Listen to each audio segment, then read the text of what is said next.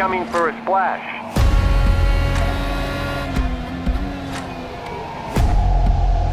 Three, two, one, now.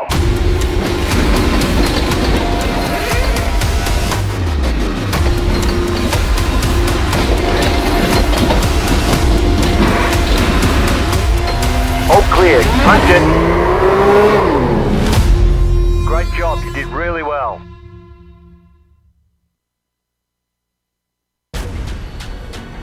This is the original eSport racing game. This is iRacing.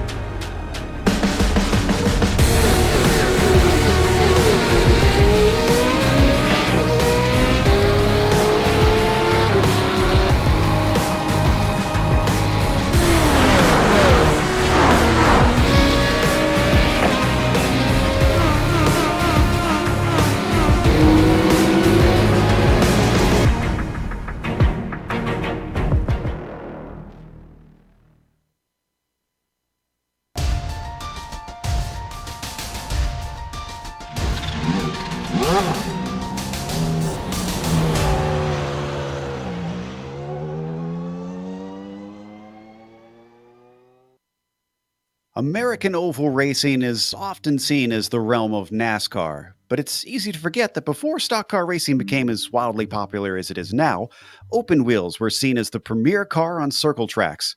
In a nod to this great heritage, the majors have pulled out a vintage car and a vintage track and put them together to see what happens.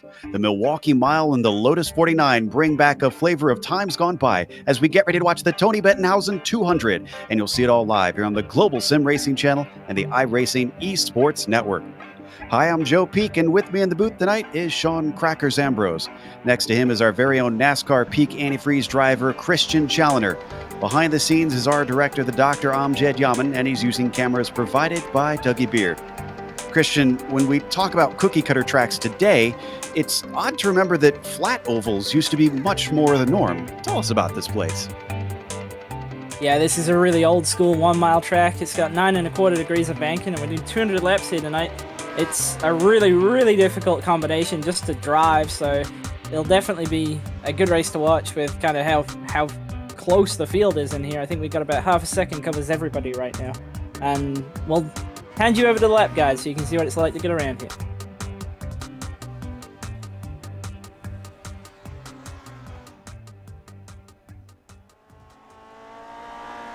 All right, we've got John Ambrose in the GSRC Lotus 49, so let's do a lap around Milwaukee. This track is going to be a completely unique beast for the Lotus. With all the power and little grip, getting the car rotating will be critical. Being able to get the shot off of the corner will not only give you the ability to attack, but also to defend, since it's much easier to pass on the straight than it is in the corner. That's what you're seeing with the weird throttle control mid-corner, which John is using to help de-wedge the car. But it won't be about flat mashing the throttle coming out of the turns. Easing it in and being aware of the car's tendency to find grunt at higher revs will keep you from finding yourself facing the wrong way. Entry pretty much addresses the same concerns. Use the brakes to help rotate the car, but avoid being too violent with your inputs. Late in the race, the fact that the brakes are needed so much on an oval will tempt some into using it for overtakes when they get desperate. This won't always end well, hence why it's always advised to simply outgun your opponent on the straights. But hopefully, if you've kept it together, you've now finished a lap around Milwaukee.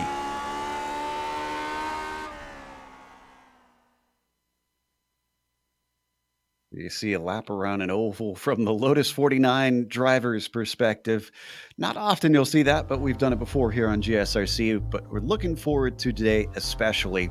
Not sure how many of the drivers, Sean, are looking forward to it. This is not as well of an attended car, but even still, it's still championship points. So what are they coming in looking at in that championship?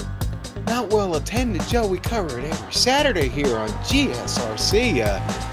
Love this car. In fact, you're an ace driver in it. Anyway, let's look at the America's Pro points right now. And Matt Dunhorst at the top. 3,549. You know, there are a couple of drops this season. That's what those little droplets there are at the top. In the drop points listed on your screen. How about that Travis Swarling coming up the board now, going past Liam Quinn, dropping him after the last round. And Boy, that is a battle we got to continue to watch right here until the very end of this championship season. Trevor Clement sitting back there in fourth now for Alliance. Don't have my Alliance shirt on today. Sorry, guys. Fifth, Eric Smith for V Apex Racing Group in the Americas. He sits only 421 points behind our leader, Matt Dunhorst. That can and probably will change before this season is over. Of course, here in the majors, they don't run the same thing every time we're out. So, different combos favor different drivers. But let's look at the next one. Let's look at the Constructors' Cup here real quick and take a look at that. What we got, Alliance Racing right now sitting on top. Pretty strong, actually. It's been a great season for them. Jason Fleischler, Little Train, Lyle Callisto up there, Bennett, Trevor Clement, Matt Dunhorst, all commanding that team at the moment. You see the point total, and, well, it's not unsurmountable. Unorthodox is going to have to get busy, and, they got some pretty good drivers on that team, too. So only 981 points back. You look back at the Connecticut team, the Americas team, they're a little bit deeper back there, and they're going to need some help. But the season running out on us, but they do hold on to third. It was Dog Bear that made the big jump last time out.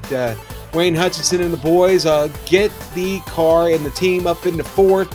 And riding shotgun, the Outlaw team. Blake and the boys there fall a point, but you know what?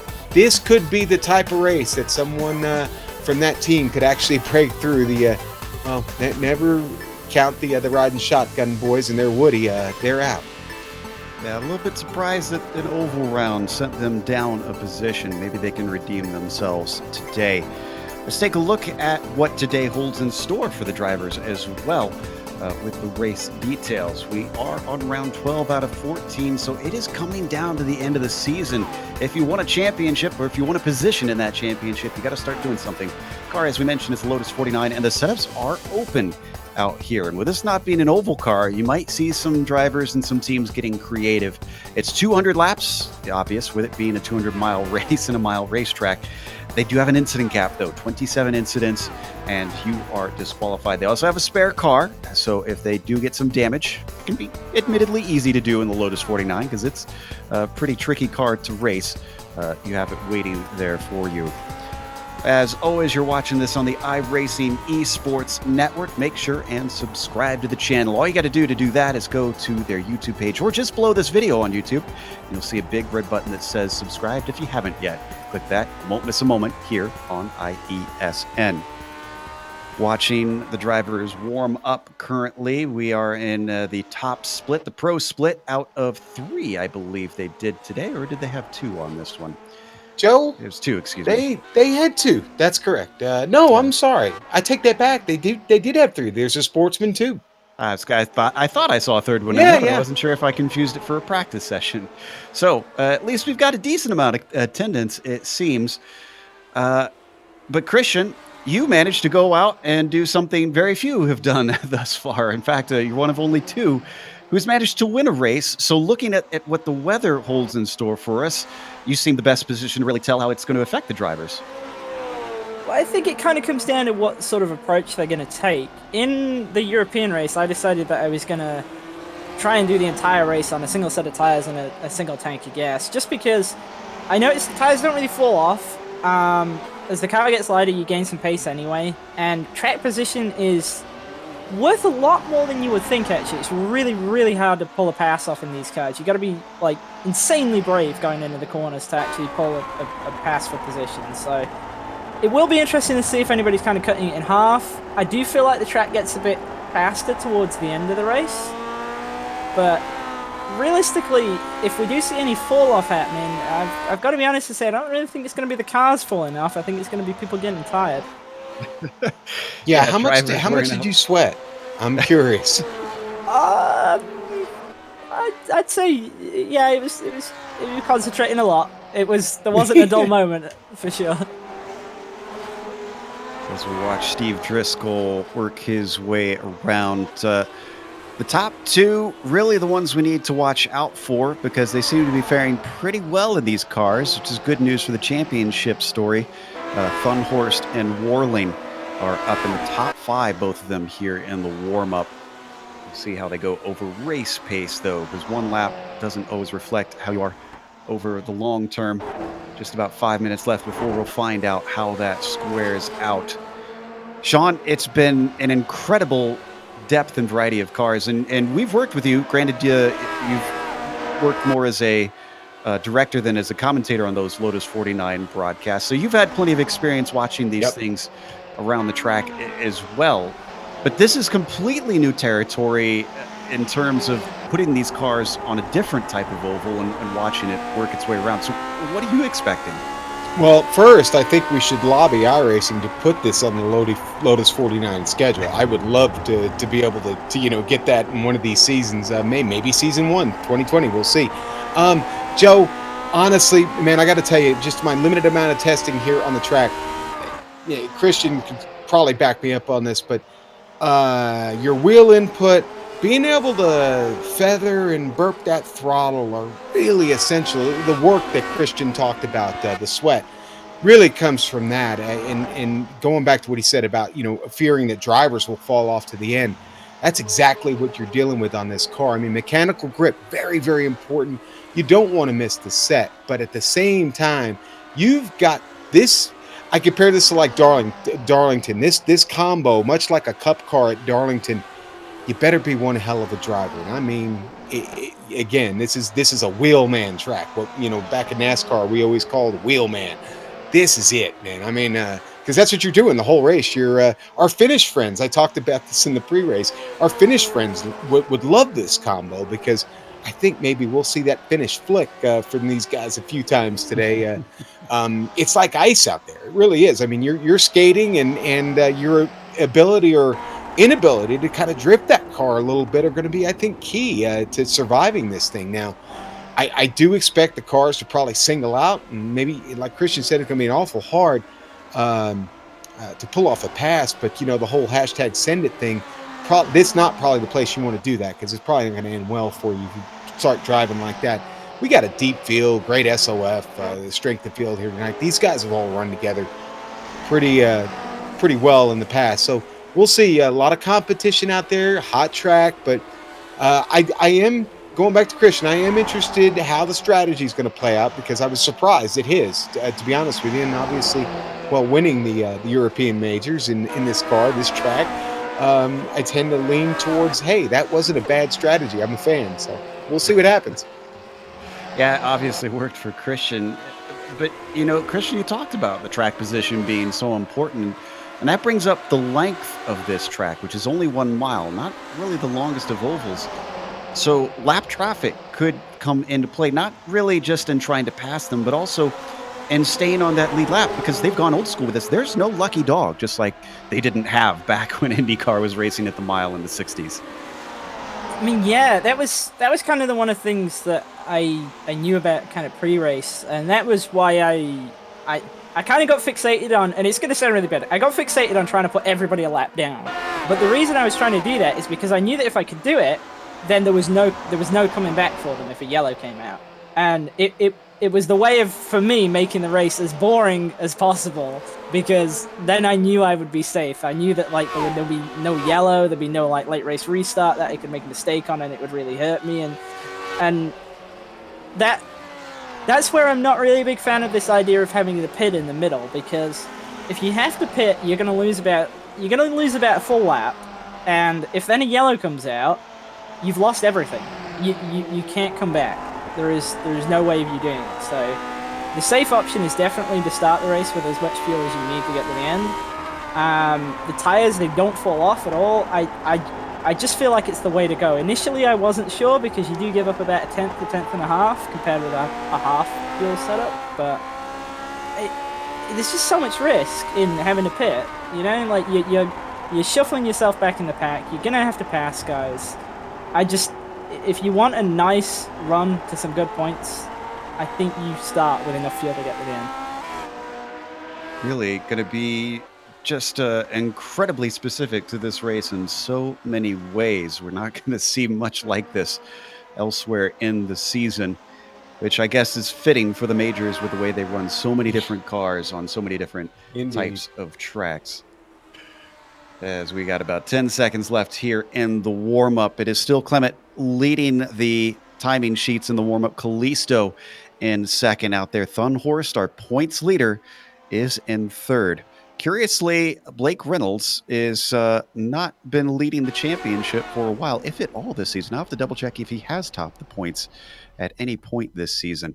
Regardless, we are getting ready to grid up, which means it is time for the starting grid itself. Let's go through our order today.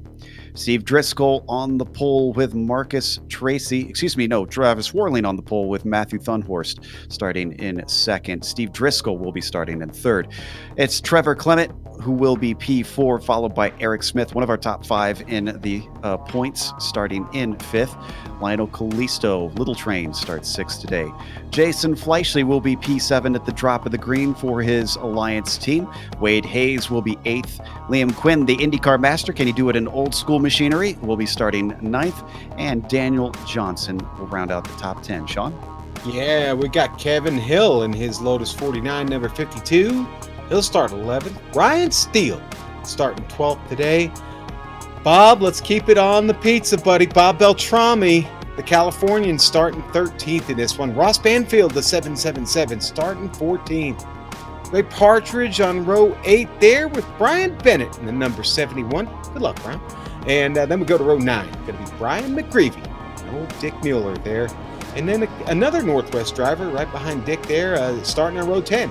Wayne Hutchinson. And he's going to be flanked by Scott Corbin. In 21st, we got Steve Stelstad. In 22nd, we've got one of our sportsman drivers, 5th in sportsman right now, actually, Ernie Ludwig. 23rd and 24th, we got Jason Wallet and Jeff Schmeier. And then on the last row of the grid, sneaking in, just by about a half a tenth there, we got Brian Barnes and Marcus Tracy. Well, it is a long race, so even though they're at the back of the grid now, they could see themselves a little bit farther up as things go on. It could be a race of survival with the trickiness of handling this car. Who knows? Maybe just keeping it pointed forward and keeping it moving will gain you positions.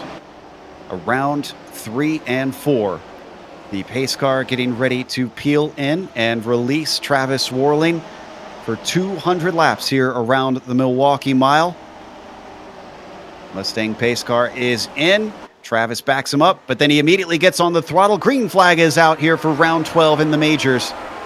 They come down into the first corner, and most of them getting single file very quickly. A few drivers stuck up on the high side, a little bit of 3 wide in the back.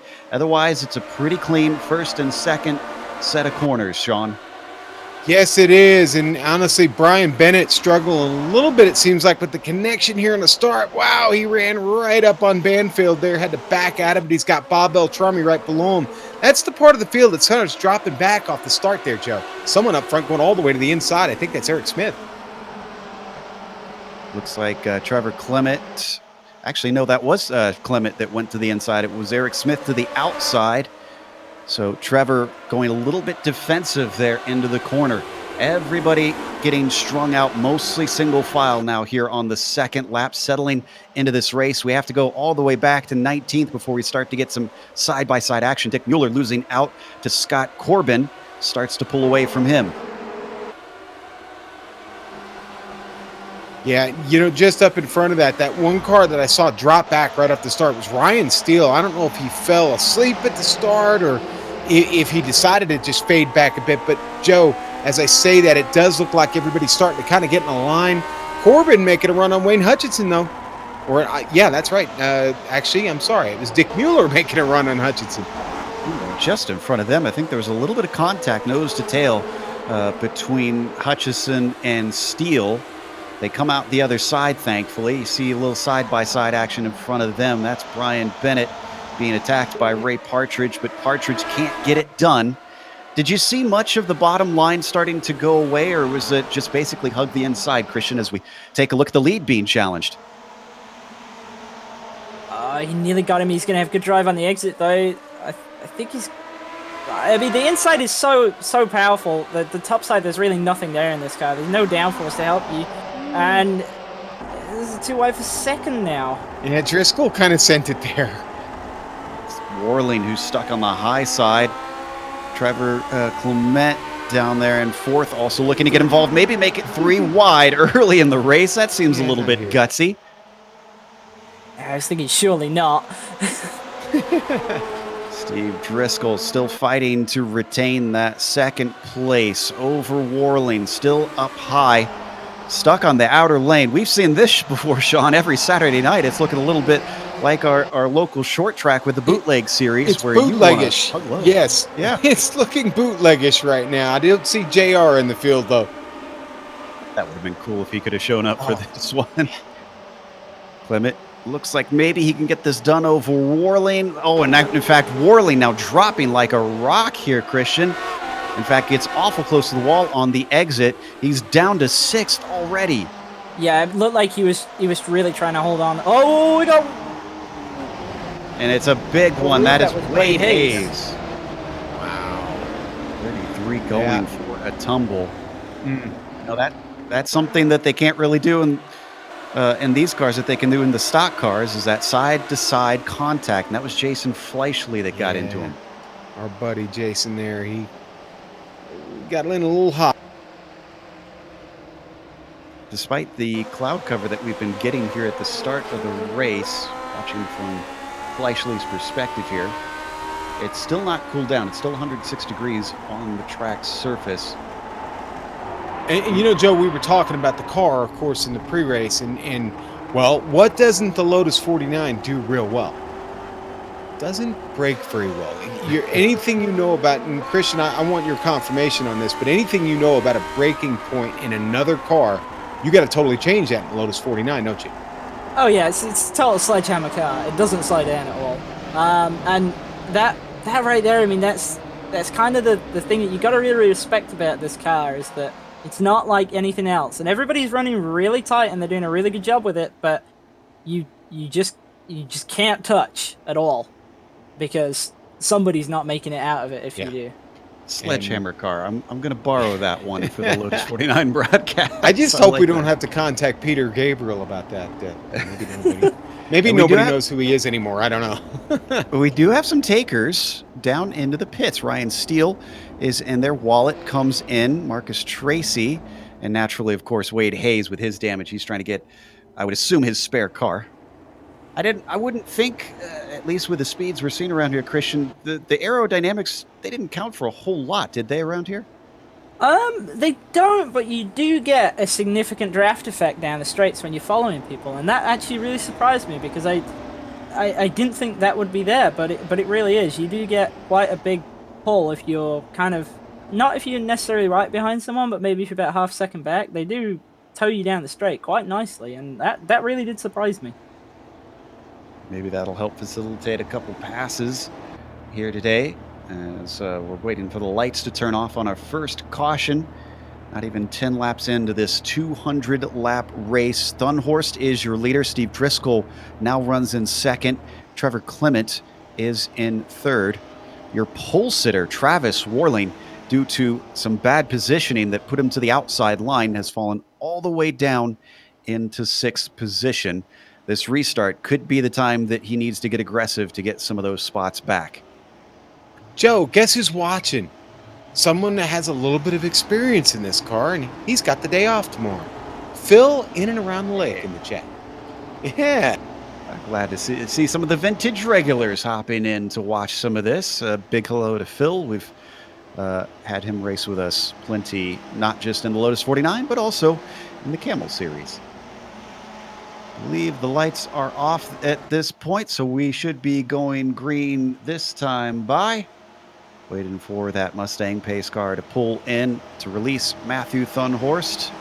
Down into pit lane. Thunhorst immediately on the loud pedal. Big jump over second place Driscoll, but he also holds up all those behind him. Eric Smith not able to do anything with it, nor is Trevor Clement. Down into turn one. Everybody mostly single file. I think the single file restarts are really going to help out with kind of getting everybody sort of into a rhythm here. I think the initial start being too wide is really kind of as crazy as it's going to be on a restart. That jump for Thunhorst gave him about a half a second over Driscoll. Let's see if he can start to pull away, if he can break that draft. Oh, and a car getting loose down into the pit lane. That was Trevor Clement. I don't know how he saved it. He keeps going. And he came back to the inside line, so thankfully he's going to have the desired line. Eric Smith a little bit up high, looking to outgun him off the corner. He could be solidly through as he shut the door. He can't. Now he does, though. Ooh. Takes it in deep to deny Clement the podium position. Looks like Walling's kind of learned already that the top line isn't where you want to be. He's solidly pinned on the bottom now. You already see the track rubbering in a little bit on that low line as they come down the front stretch once more. A couple cars popping out, but most everybody just working side or nose to tail. I see Scott Corbin managing to get by Dick Mueller. That's down into 18th position. Mid-pack very close together.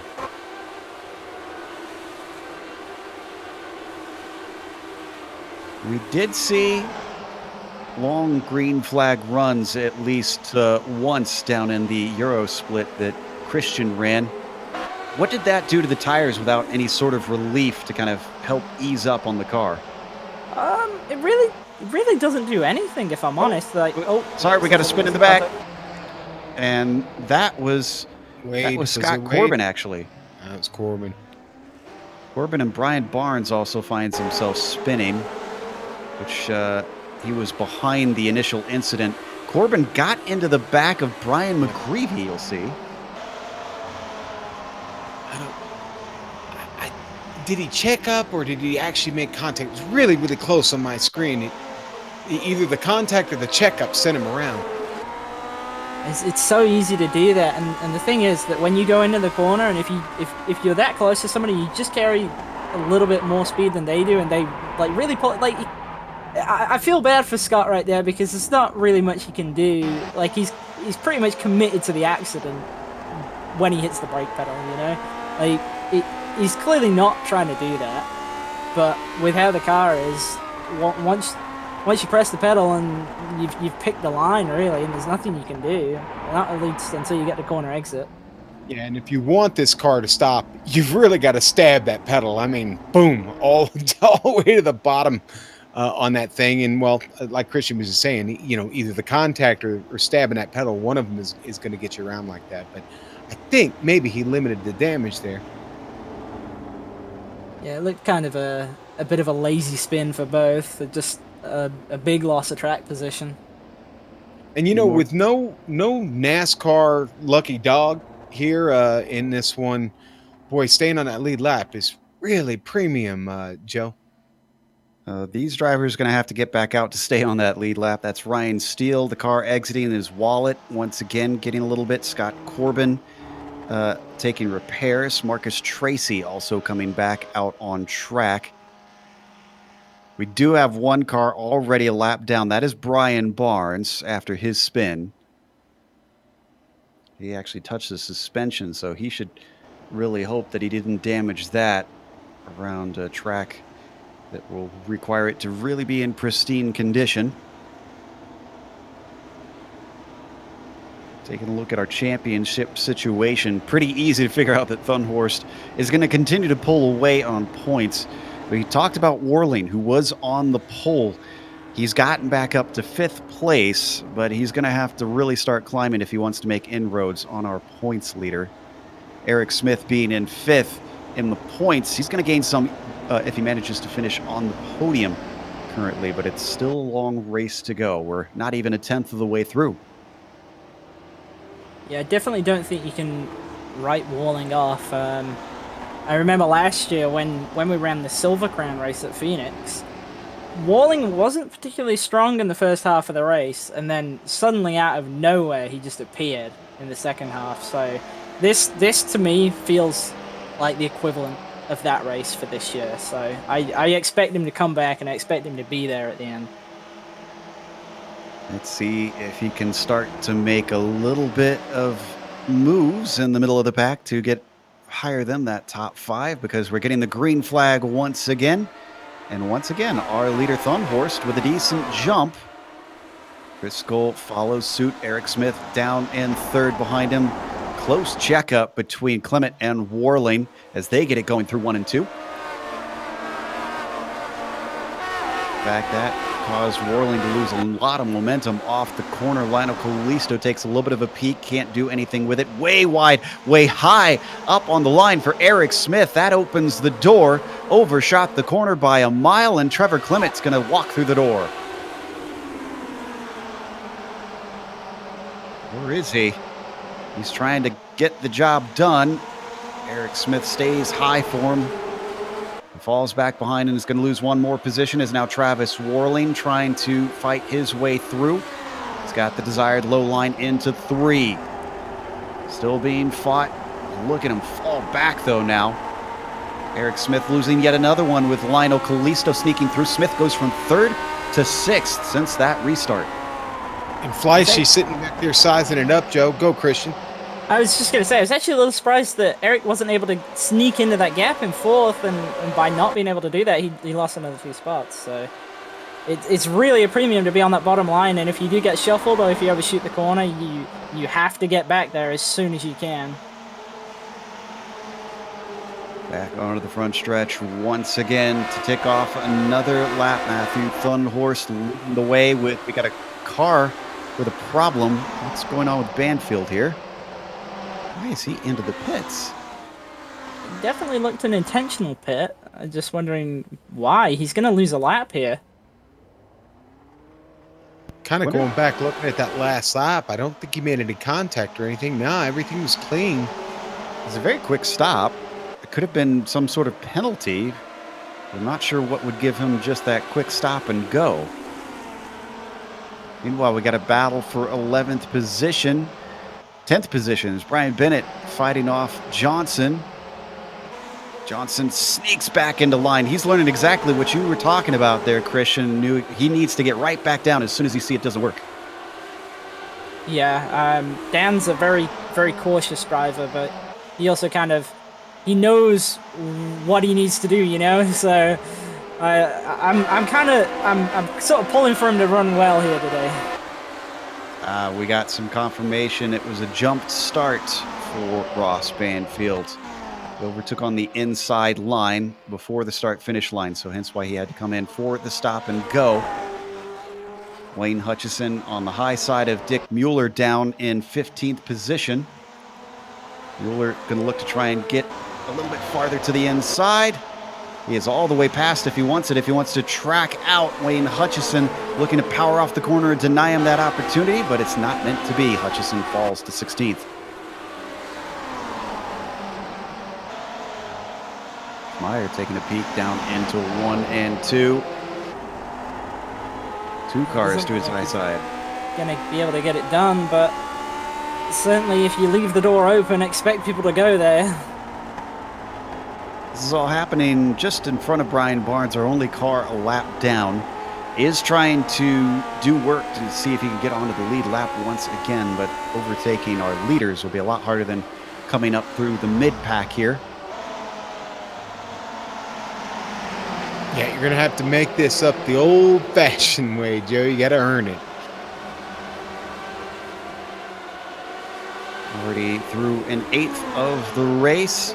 We started to get a breakaway up at the front. Driscoll, following in Thunhorst tire tracks, has left Trevor Clement behind. But Clement did have to make a few passes to get where he is back into 3rd. And he's certainly being challenged by Warling, the number 90 behind him, getting awful close to that gearbox.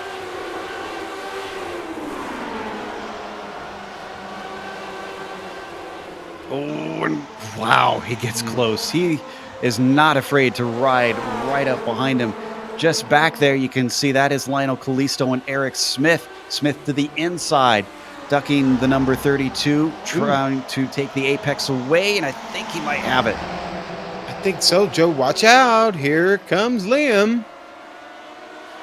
Or, I'm sorry, Jason. It's Jason. Jason Fleischle on his own Alliance teammate. Going to try and take this position away. Callisto not fighting it too hard, but now he's really got to stop things soon. because don't forget Liam Quinn as well behind him in the blue machine, the number 24. Also going to take that inside line away through 1 and 2. And one thing I've noticed with these guys is that they kind of need to be more aggressive with once one car's gone by, you've got to cut down and get back in line. Like, Lionel's losing 2 extra spots here that he, to be honest, didn't really need to lose. Exactly. Didn't have to give up as long as he had just gotten himself back in that bottom line. Exactly, Christian.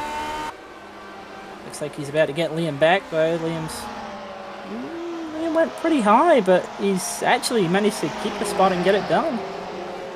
Yeah, curiously different line. Liam Quinn, again, one of the drivers that's very used to running the modern Indy car, the DW12 and the likes, the IR18. So maybe he's learned a few tricks on the oval side that Callisto has not yet. And these open wheel cars, certainly a good trick is catching it before it wobbles its way into the corner. He goes high, Callisto goes low. This time, that high line is not going to save him the position. He cuts back down, looks for the over-under. Callisto parks it on the exit and does not let him through. Yeah, Liam's... I don't want to kind of say he's been struggling a little bit with this car, but I know he was speaking to me for most of the week, and he's not really too comfortable with it. I know he's been kind of struggling a little bit on corner exit, as we saw coming off of 4 right there, where Lionel got a big run on him. Meanwhile, 3rd place now, a little bit side by side. Trevor Clement ahead of Travis Warling. Warling in the white machine, not able to get it off the corner, but look at them really slide there, Sean. That wall cam that Dougie's given us shows you how much they are tracking out. Yeah, and as we were just watching that battle a moment ago, I mean, you see how much they're sliding into turns, how much movement there is in the car, and that's all 4 wheels, not just the right sides or the left side. They are literally skating all over the place. This is some brave stuff from Warling, tucking his nose almost underneath the left rear tire of Trevor Clement.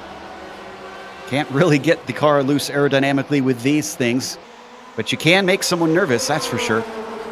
I'm wondering how Trevor's handling this with the way that he has his mirrors just filled with Travis. Oh, but Travis made a mistake. Yes, he did. Here comes Eric Smith. Send it in a little too deep. Smith says, that's all I need.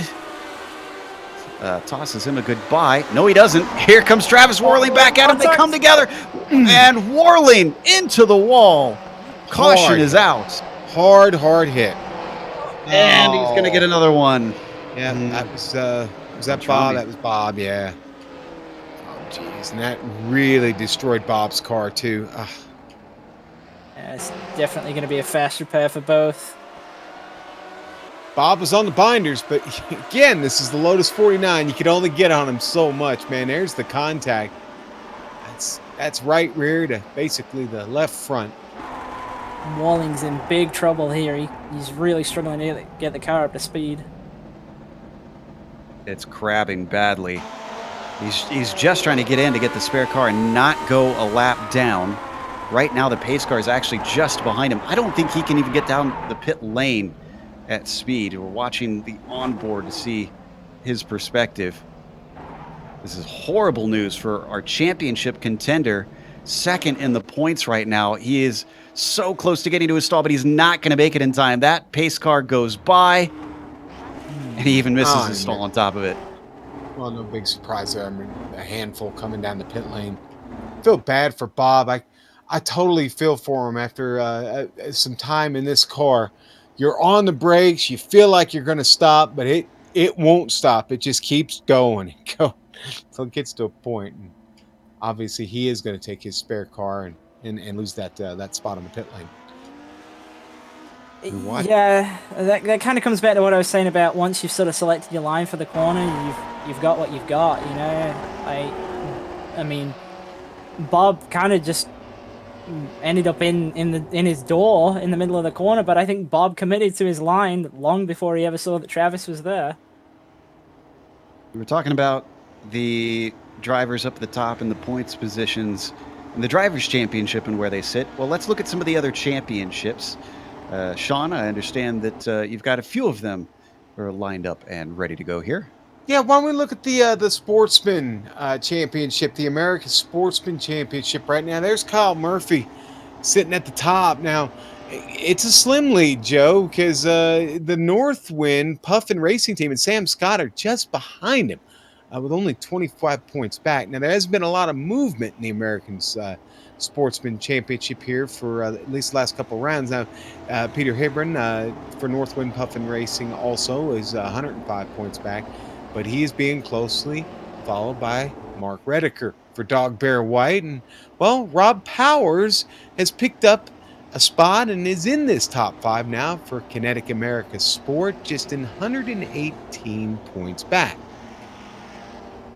Thanks for that update, Sean. Lights are still on the pace car as they come out of 4. Travis Worley not only lost the lap, but he is now dead last on the field. All 26 cars are still running. 2 of them are lapped down. Brian Barnes, the only friend that Worling has on the same lap, Christian.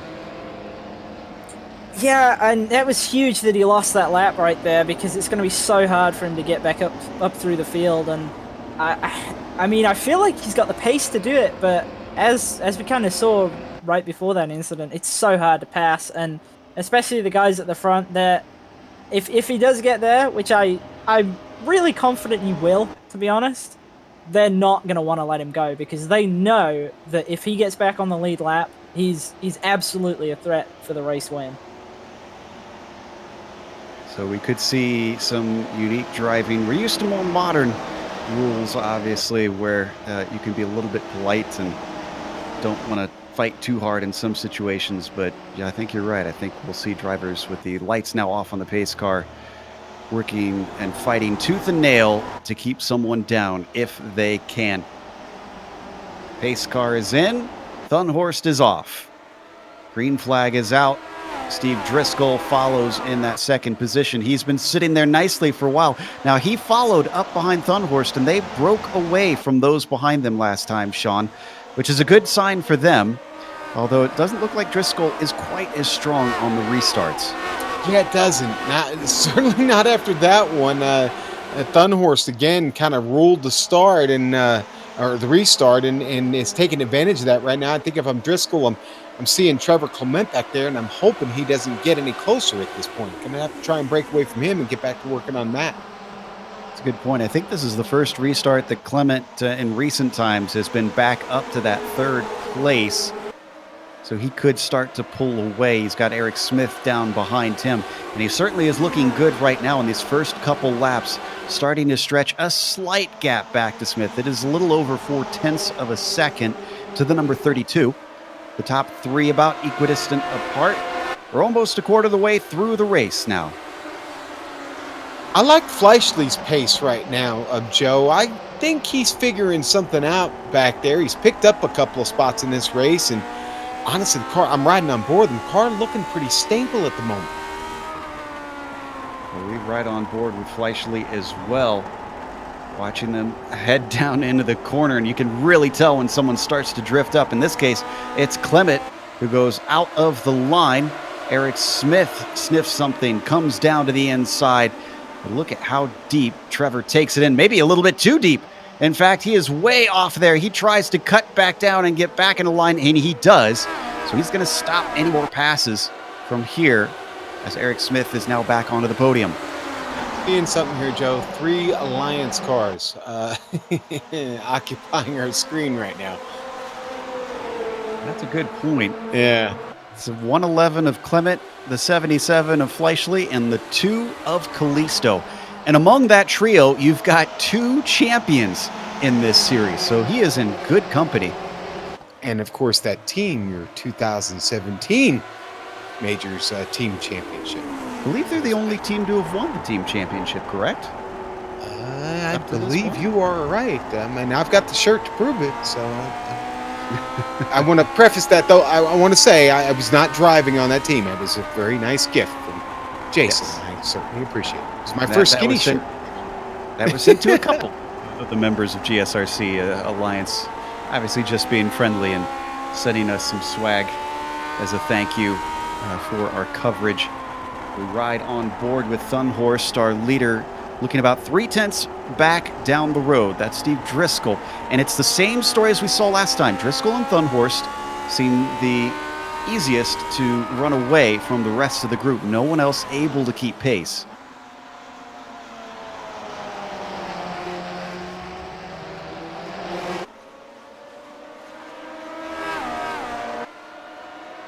So far, oh, go ahead. Oh, I was just going to say, I'm actually keeping an eye on Walling. He's cutting through the pack. He's not showing us gaining any positions yet, but he's definitely being pretty ruthless about moving his way through. Obviously, Yeah, I would agree. yeah, obviously, those in the back probably not willing to really risk trying to hold him behind. He gets a run. Down in 6th, Liam Quinn, who is in 3rd in the points, is fighting with Lionel Kalisto. He just recently managed to get by, but Kalisto is going to fight back, has the momentum, doesn't have the track position. Does he cut down? He wants to, but he bobbles when he sees that it's not clear. Drifts back up. Kevin Hill says, I think I could take this away from you as well and make it number 2. Hill looking for 7th. He's got the inside. He's down in shallow into 1. And despite going in deep, Kalisto cannot hold him off. He starts to fall back mid-corner. He gets the shot off the corner. He might actually be successful in defending. He's got the chop off if he wants it. He comes down to the inside. Nicely done by the number 2. You know, a little further back, Joe, we got some exciting stuff going on between Dick Mueller, Brian McGreevy. Oh my goodness. There's a big stack up back there. Wade Hayes, Ross Banfield, all in that. Brian McGreevy up in the front of the group. Wade Hayes up top. One of the drivers involved, one of the first accidents. Jeff Schmeier down bottom on the light blue car that you see. Ross Banfield follows him. This is one of the biggest and most cluttered groups we've seen since the start of the race. Schmeier takes it in deep down into turn 3 up high. That is Brian Barnes, still looking to try and get a lap back. Not trying to get in anybody's way, but still rushing through the field himself. It's a massive fight, and this is actually all centered around about 15th place. Oh, boy. Jeez, they are stacking them up back there. I'm waiting for the first 3 wide. A couple of people have looked for it and then backed out of it. It's gonna happen sooner or later. Oh, boy. He's there and then he's not there, Christian. Yeah, and they're gonna be 3 coming off the corner. You got what you wanted. So far. Yeah, I didn't expect it like that, but yeah. There's still 3 just about going into 1. Yeah, that's Jeff Schmeier stuck in the middle. And, of course, Steve Seilstad down at the bottom. Off the top, Wade Hayes gets the shot. And all 3 cars make it out the other side. This is like watching a dance. Yeah, we're going to have to start calling Christian Karnak, Joe, if anybody gets that. So nobody's getting that. I'm sorry. Somebody chime in and tell me you got that, please. Well, Wade Hayes wound up not getting the spot that he quite wanted. And that means that Ryan Steele, oh, excuse me, that's not Hayes, similarly painted car, that's Corbin down on the bottom. And Steele trying to manage to overtake him. A lot of wheel spin out of turn 2 for Corbin. And he might lose out here. Almost drifts up a little bit into Steele. Now he gets the power down, and he's going to hold on to 19th. It's almost like there's nothing going on up front. There really isn't, so this is great that we've got some racing back here. I think they're finally getting single file in this group, though. Looks like they've settled it all out. Even though nothing's happening, it's still incredibly close between Thunhorst and Driscoll. Only 0.2 of a second between those two. They've gapped Eric Smith by nearly 2 seconds up there to 3rd. Hey, Christian, how long did it take you to kind of get locked in, to kind of get in the groove? I'd say I probably felt properly comfortable after maybe about 40, 45 laps, I think. Okay. That makes sense, because that's what I think we're starting to see from a few guys out here anyway. Yeah, it does kind of look like a lot of guys inside the top 10 especially are sort of settling down and just kind of trying to click off laps at this point. Outside of the top 10, that's definitely not what everybody's doing. There's still a lot of fighting going on. The struggle is real back there, indeed. Speaking of the struggle, progress report on Travis Warling. He's up to between 15th and 16th position out there. Yeah, So he's just about halfway up the pack. He's getting into that hornet's nest that we were just falling, and just up in front of him, they almost came together there. That was who was that? That was Ross Banfield. Almost got into the back of Dick Mueller. Oh, Ross is struggling with it now, just as Travis is coming up on him. Out onto the backstretch once again. As behind them, we saw Mueller, of course, having his own problems.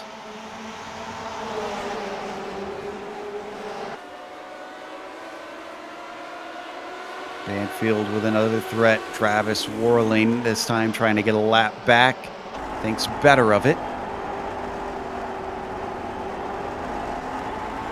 Just when you thought the lead couldn't get any closer, it's gone from 0.2 to 1/10 now, and Steve Driscoll is really giving Thunhorse something to think about.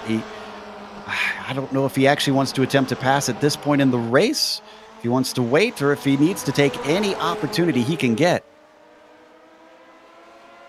It's always good to be kind of in control. I think I'd definitely be pushing to make the pass as early as I could, because then you have a significant advantage by having control of the restarts. You can kind of always get yourself about a half-second buffer, so I definitely go for it. Like, if he can pressure him even into the slightest mistake, he's got a good gap behind him. He's not under threat. Now is really the time to try and pull the pass. And a huge wreck in 4. Yep. And guess who is involved in it? Mueller and Warling as well, who has already used his spare car. It's driving better than it did before. Let's see how this happened. I caught just the tail of it. I think Dick was still struggling with it just a bit. He tried to get back down into the groove, Joe. That was Warling who he initially made contact with. And because Mueller got spun around, sadly, Banfield had nowhere to go to stay out of that. And who was that blue car? It looks like Wade Hayes. I'm watching that replay, the onboard there. I mean, Travis took the car down just as far as he could, and now we're on board with Wade here. We'll catch his view of it. He got the rebounding Warling. That's such a shame for Wade, because he'd already taken his fast repair, so I'm pretty certain that's going to be the end of his day, and I know he uses VR, so that would have been a wild ride for him right there. This puts even more cars laps down.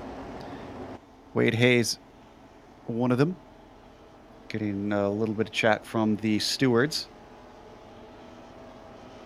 Giving them a little bit of shake of the finger, it sounds like. Saying that they're making some risky passes.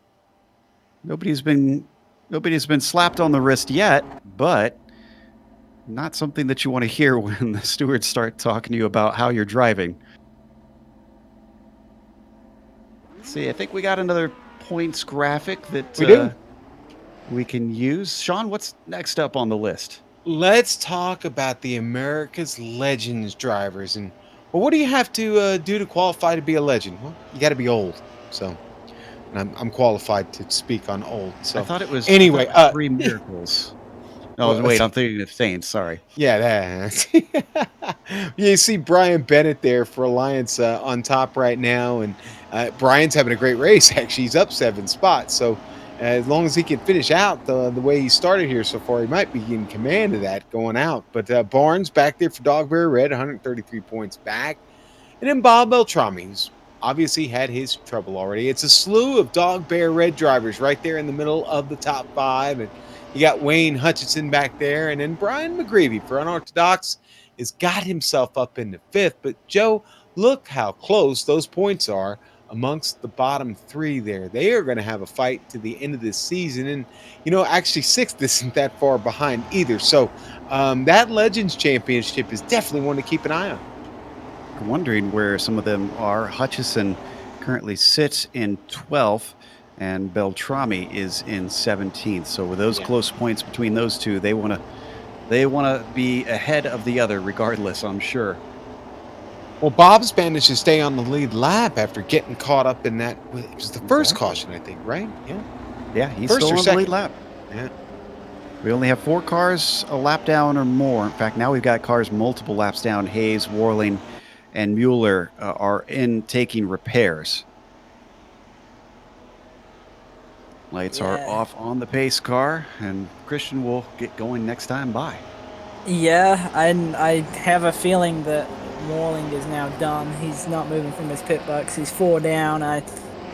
I think if he comes back out, he's just really going to be kind of trying to pick up on other people's misfortune, which is a real shame because I really felt like he had pace to probably win the race. And I was excited to see him come back through, and I was kind of keeping tabs on him, and he was being aggressive. I kind of don't really feel like he did anything wrong on that last one. I just don't think anybody was really prepared for the amount of speed he carried into the corner, and it just came together, and that kind of ended his day right there, and a couple other guys as well. Day is certainly not ended for Thunhorst and Driscoll, now well past the first quarter of this race, and they have been the 2 drivers to beat. The pace car under these cloudy skies comes back in. Wow, big checkup. Cars almost getting into one another. Thunhorst takes off, and I think they got away without contact. They did, Joe. Bennett, though, was the one who really, really dropped back on that restart. In fact, it's a mess in the back. It really is, Joe. Ray Partridge got up high. He lost a couple positions in that. Still got some side-by-side action. Oh, boy, watch out. Johnson was all over him. They almost made contact. Johnson's still all over him, to be honest. Excuse me, that was Ross Banfield, yeah. Oh, and Ross is loose into turn 1, catches the car and gets it going, all while still attacking Johnson down to the inside of turn 1. I think that was that finished flick I talked about, Joe. Still side by side into 3 and 4 behind them. Cars starting to get stacked up. Hutchison, Seilstad, and McGreevy giving watch. But in the end, it is going to go in favor of Banfield, who takes 11th position. I think what happened on the restart was I think Thunhorst got caught out by what I got caught out with earlier, is that if you're giving your teammates a countdown after the pace car pulls off, the green comes out quite early, and the green came out and Thunhorst wasn't going, so I think that's what caused that big checkup there. Oh, contact to the back. Oh, there we go. Yep, that was, I think, Schmeier that actually got the wall. Come on. Yeah, it is, Jeff. And he's sideways. He's drifting it through. No caution yet, though. He's held the car, but it is severely damaged, and no doubt he will be going a lap down, having to take this thing down into pit lane. Let's look at the replay. That was all him. Well, maybe there was. No, there was no contact. There was definitely a little bit on exit, I think. It looked like he kind of got pinched to the wall. Yeah, that is it. Yep. Well, and that's a shame. It wasn't that hard of a touch, but it was just enough that it goes directly to the suspension. And with the suspension being so necessary, did he stay out? He stayed out. Yeah, he's waiting for a caution. He's still wiggling around out there. I guess he's going to risk managing his pace and staying on the same lap as the leader in case we get another yellow so that he can come in and grab that spare car, or is he? He's in. Nope, he's in, Joe. Quits. Yeah. That's a shame. He was doing really well as well, actually. He moved up a lot of spaces. Number 30 pops a new car, and, well, he gets tires while he's at it. We'll take spaces for 200, Alex. The highest car who's actually pitted is Ross Banfield right now. Well, actually, no, Ross, that wasn't even a pit stop. That was a penalty. Right. He's managed to stay on the lead lap. Yep, holding on to the top 10. Not looking any fun behind him, though. Ray Partridge looks like he wants to get busy, Joe. Ray Partridge in the number 88. Challenging behind him through 3 and 4. Certainly looks like a little bit more of a cork in the bottle as the ones ahead of him have stretched away.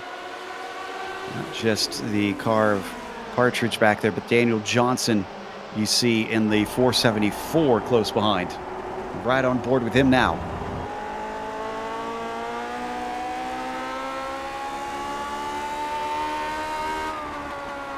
Gives a pretty good perspective of kind of the closing speed right in the center of the corner, actually.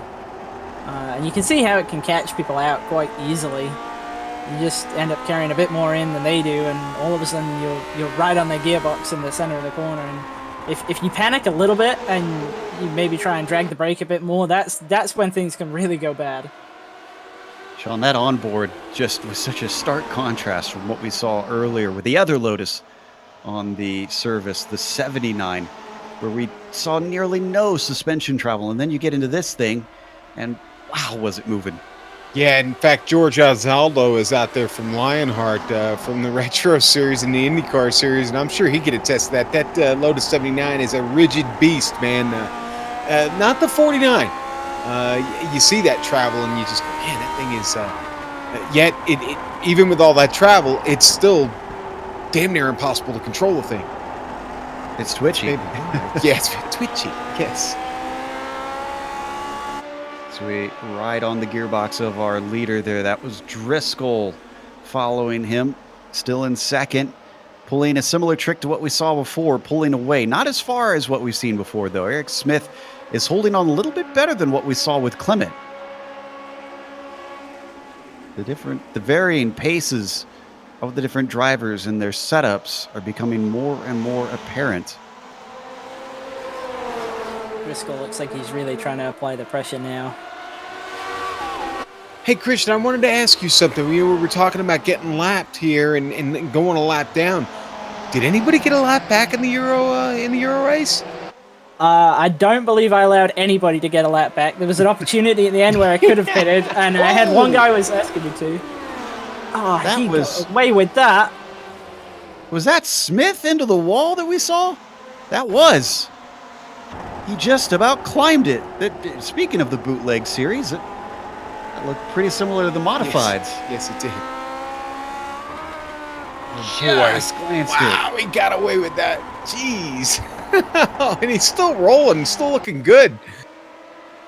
That's all of his luck for the next year, right there. That was every time 9. I did that, I was going to the inside wall. Yeah, that was number 9. He got to the limit there. Now jumping back on board with Driscoll with that pink helmet on board, looking up ahead. Very easy to spot.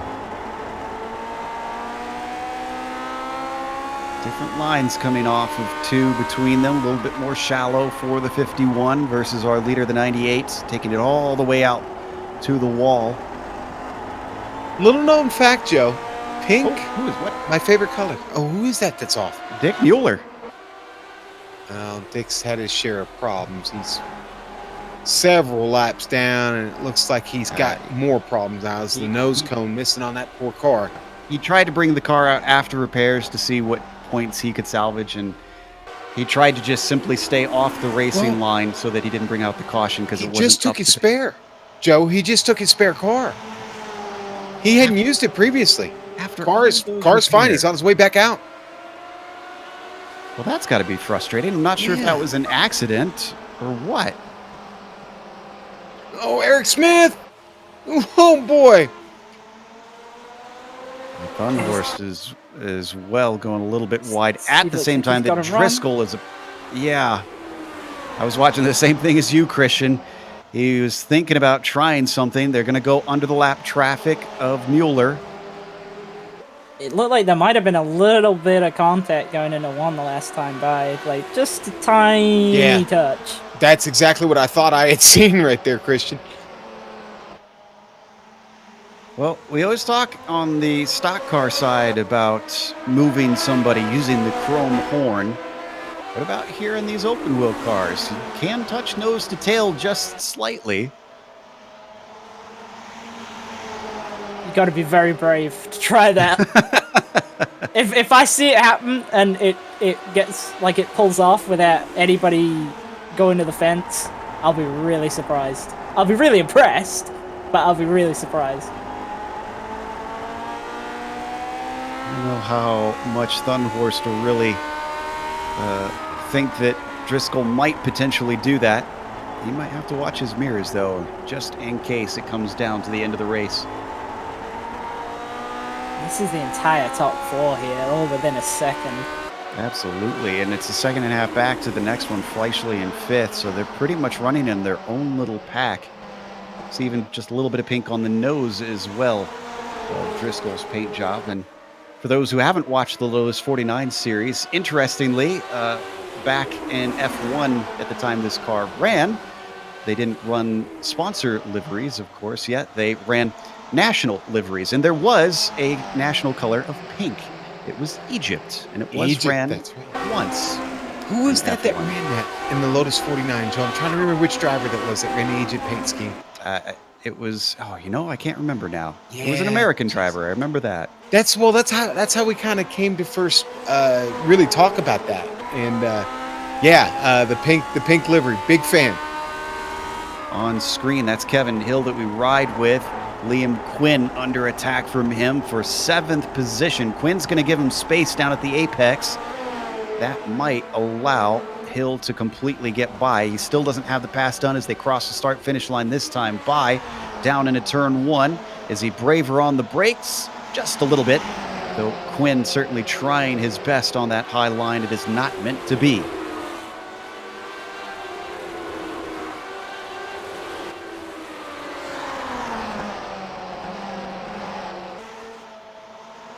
This might just be the longest green flag run we've had yet. You said it now. Yeah, I'll take the blame. I'll take the blame. That was Brian Bennett that we peered at number 71. A nice classic-looking scheme. But up at the front, the battle for first rages on. Thunhorst leads Driscoll, leads Smith, leads Clement. It looks like Driscoll's maybe just kind of decided he's going to drop back and kind of just maybe try and put him to sleep and then do a big send or something on him. Looks like he's given up the pursuit for a little bit here. Oh, Liam Quinn got the spot back from Hill. So that moves him back up to 7th. Seeing a little bit of connection problems for Wayne Hutchison. We've got Daniel Johnson close behind, but Wayne's been leaking a lot. Yeah, in fact, I know in the majors, they will ask you to kind of get out of the way or get off the track if you're having a lot of trouble. And Wayne is really struggling at the moment with that. That's unfortunate to see. He's solidly in the mid-pack up there in 12th. Hate for him to lose it in that fashion. You know, just behind them, they got a really good battle going on between Bob Beltrami and Brian McGreevy right now. They've been side by side for about 4 laps. Jeez. Oh, boy. Still going to stay side by side through 3 and 4. The car giving watch is Ryan Steele, and that is for position. A 3-way battle. Down to the inside, McGreevy takes another look at it. Doesn't quite work out in this case. There's a little bit of aggression happening between drivers as they attempt to use any trick that they can find. The track continues to rubber in and cool down, which is good news if you're ahead, as grip will continue to come in. Bad news if you're the car behind and want some sort of other line to open up. Yeah, it looks like the most effective way to get a pass done right now is rather than actually try and make a pass, is to more just sort of force the guy you're trying to pass into a mistake. It's so hard to actually get any kind of overlap on people that it's definitely looking like it's much more effective to kind of just pile on a ton of pressure and wait for them to buckle than it is for you to try and make the move yourself. Ooh, McGreevy's piling it on. In fact, he's piling it to the inside. And now he's going to be able to get through. Beltrami lets him have it. The number 14 falls to 16th. We've also been joined by a 4th car. That's Scott Corbin in the lighter blue machine at the tail of the train.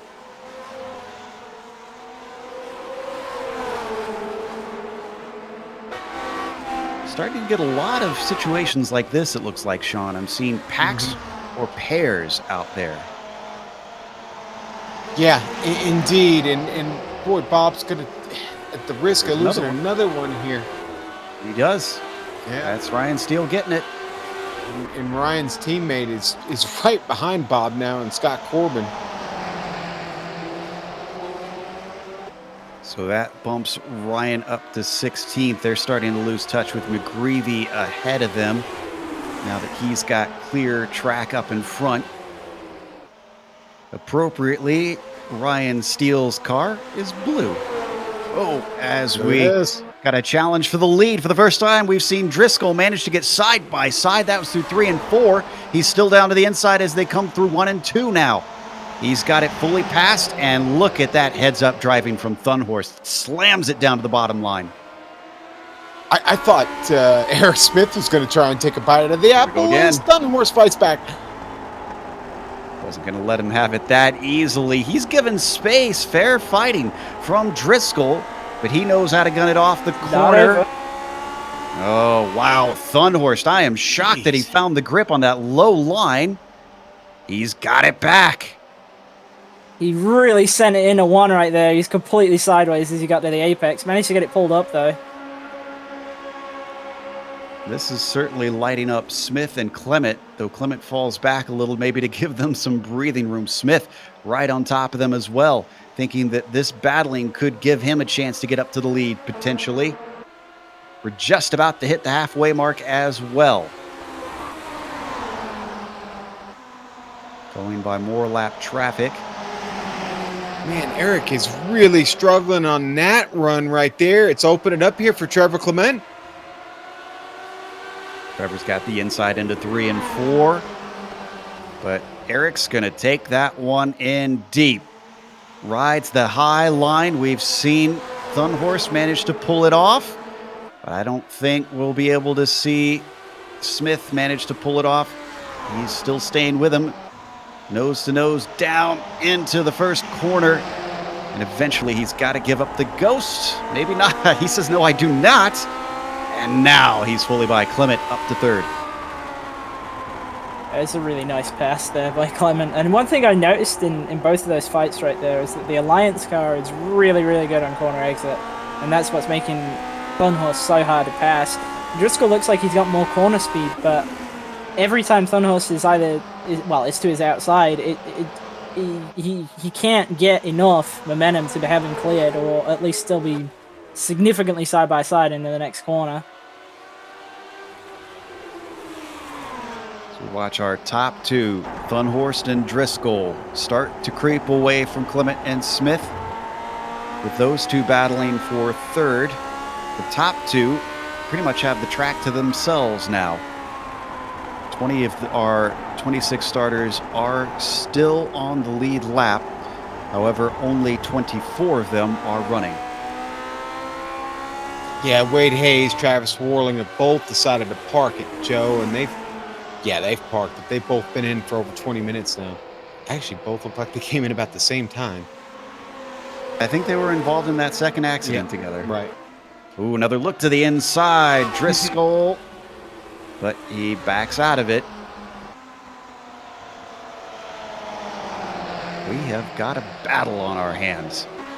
Didn't look like it was going to be. Thunhorst at the start of this race looked nearly unstoppable, and then Steve came back to the fore, and suddenly the number 98 has got to watch more his mirrors than he does in front of the car. Yeah, and just like that, we've only got 98 laps left now, Joe. Whoa, where's it going? Down in 7th place, Kevin Hill, who we saw fighting with Liam Quinn, is back in front of Quinn once again. And Brian Bennett also challenging him. Bennett's kind of moved his way up sort of quite methodically. He's up a 9th from 16th, so he's having a quiet day, but a pretty good one in terms of points right now. Really one of our biggest movers. Let's not forget, a little bit farther behind, there's good action towards the back. Ryan Steele involved, and unfortunately for him, the involvement is falling down the timing sheets. Yeah, I don't know what it is, though, with this certain spot in the field, that 16, 17, 18, 19, man. They all keep mixing it up, trying to send it 3 wide, and geez, it's been a lot of action. I've been kind of keeping an eye on it. Oh, but up front, though, Joe, man, there is madness going on. Yeah, there is. Is that lap traffic? Yes, it is. That's Jason It Pollock. is, yeah. Trying to stay out of the way. Clement going down low, going to deny him a chance to get back on the lead lap. And Eric Smith has just suddenly dropped like a rock. He is no longer in the picture.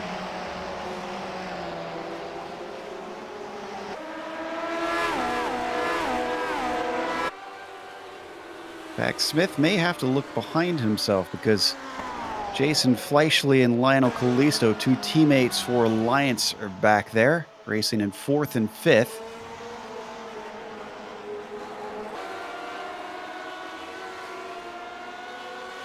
The way the Constructors' Championship has been going, it's looking like Alliance might claim yet another. It's going to have to take a couple very bad races for them to lose out on this one.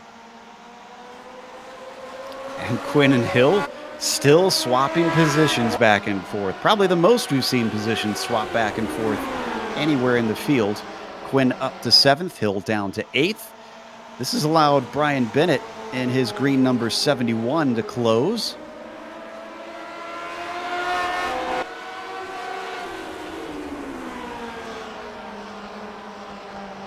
Should clarify for viewers who may not be as familiar with open wheel racing, even though they are racing this Lotus 49 in the classic open wheel American oval. They were not oval cars. The Lotus 49 ran in the F1 series over in Europe. They weren't really big on exhibition races back then. A lot of drivers weren't big on the actual races to begin with because the safety, right? It's so many guys lost their lives back then in these cars, and they wouldn't just get them for fun. It was always very competitive. Yeah. They had a few in the 50s, and then they actually had another one in the 70s, I believe it was, at Ontario Speedway, where they had American open wheelers versus F1 cars back when it was still USAC. And of course, huge USAC ties to the story of this race being the Tony Bettenhausen 200. Okay. How long are we going to be here, Sean? Yes. We'll see you tomorrow morning for breakfast, folks. All right, that sounds good. So we watch the top 2.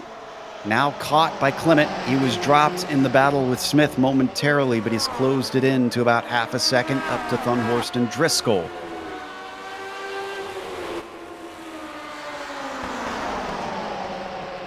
Though I know, Christian, that Thunhorst... Oh, and we got a caution. Yep. It's on the front stretch. Oh, Bob Beltrami involved again. Yeah, that's... Beltrami has no spare car left. Oh, he made contact, just slight contact with Corbin, and that sent him into steel. Go ahead, Joe. I've already used it. I've already used the joke. Try it again. Sure, why not? Jeez, that one. The appropriately blue car of steel. You watch the replay. You see Bob, that car just straight up in the air. Obviously, when it slams back down, it had nowhere to go but, well, into the wall and across the lane.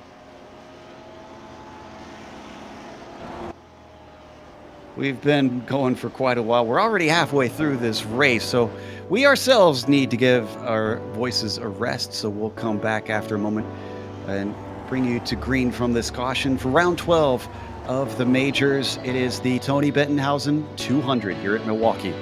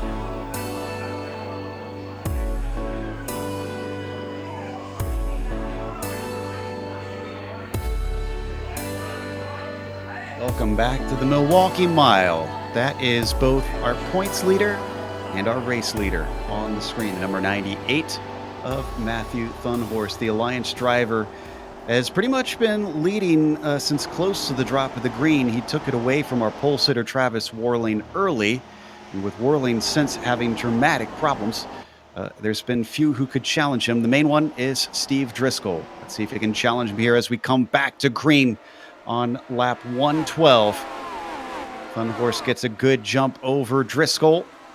Behind him, a little bit of action looking up to the high side. That is Jason Fleischle, who now that he's close to Eric Smith, could have a whiff of gaining a position. He was well far back earlier on.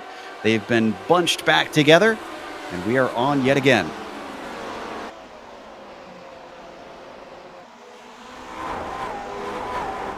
Boy, taking no time for Driscoll and Thunhorst to pull away this time.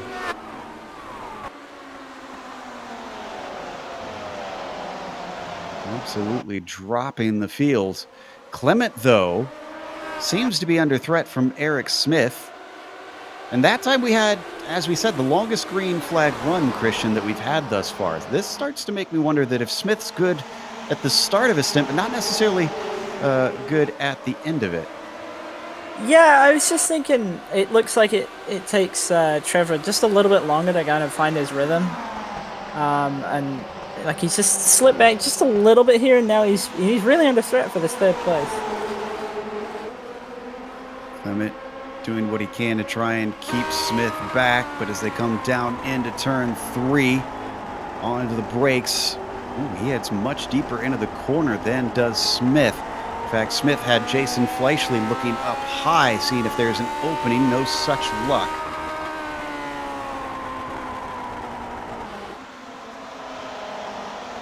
Oh, in contact! That was Smith losing the car. Gets onto the pit exit lane, and he saves it, but he does not save his positions. Quinn, Callisto, and Fleischle get on by. One more might go through. That is Kevin Hill. Oh, and Quinn's going to get another position. Quinn managed to get to the inside of Lionel Callisto. That gives him top 5 spot. Let's go for another one. Fleischle just let him through, it looked like. Eric Smith comes back at him. He's got the inside of the Alliance car. They send it down into 3. Callisto gives him space, and he's through. That could not have worked out any better for Liam Quinn right there. It's like they wanted him to pass. I'm not sure, but I mean, you know, he's taking what he can get. Now in 4th place, as Eric Smith making short work of getting his way back forward after losing those spots himself. Man,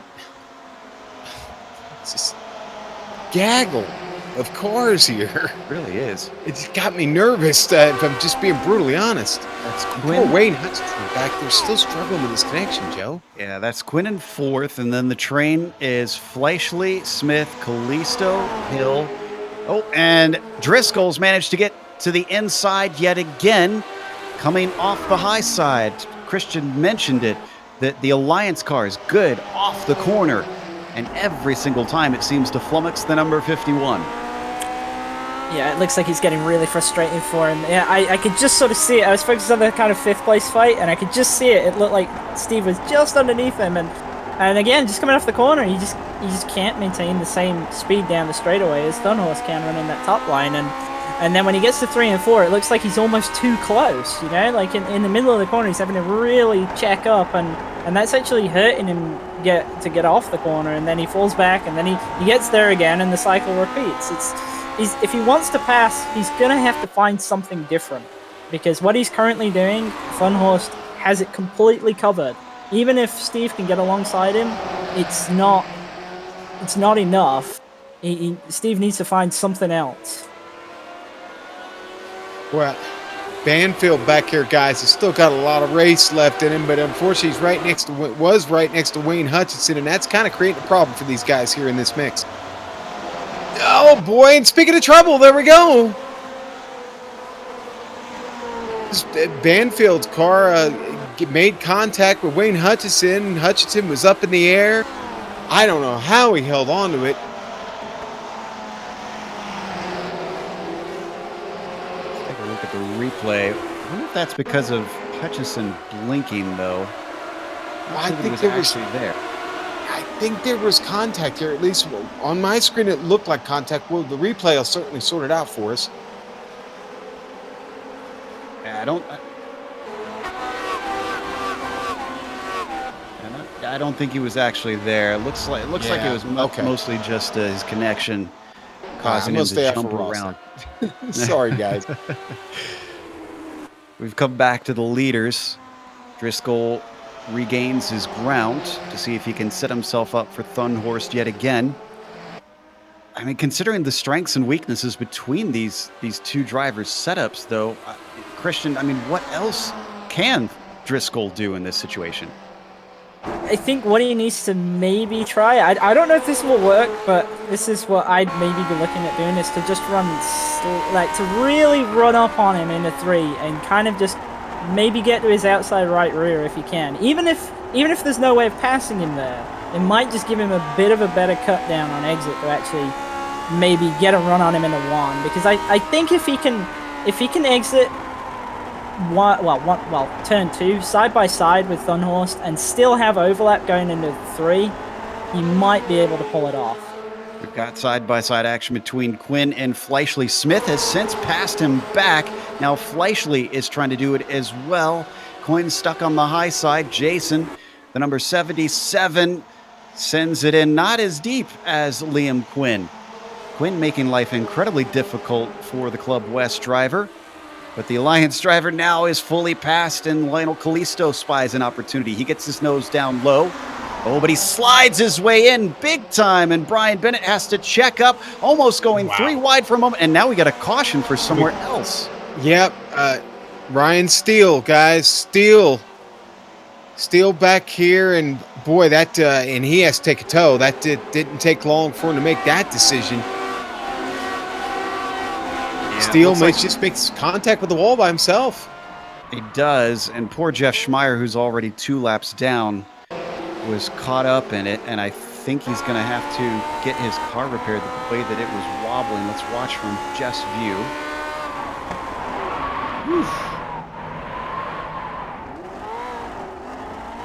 Good catch on the 360, but it won't really repair the damage on his suspension. And it's another solid run. It's a shame we caught that caution when we did.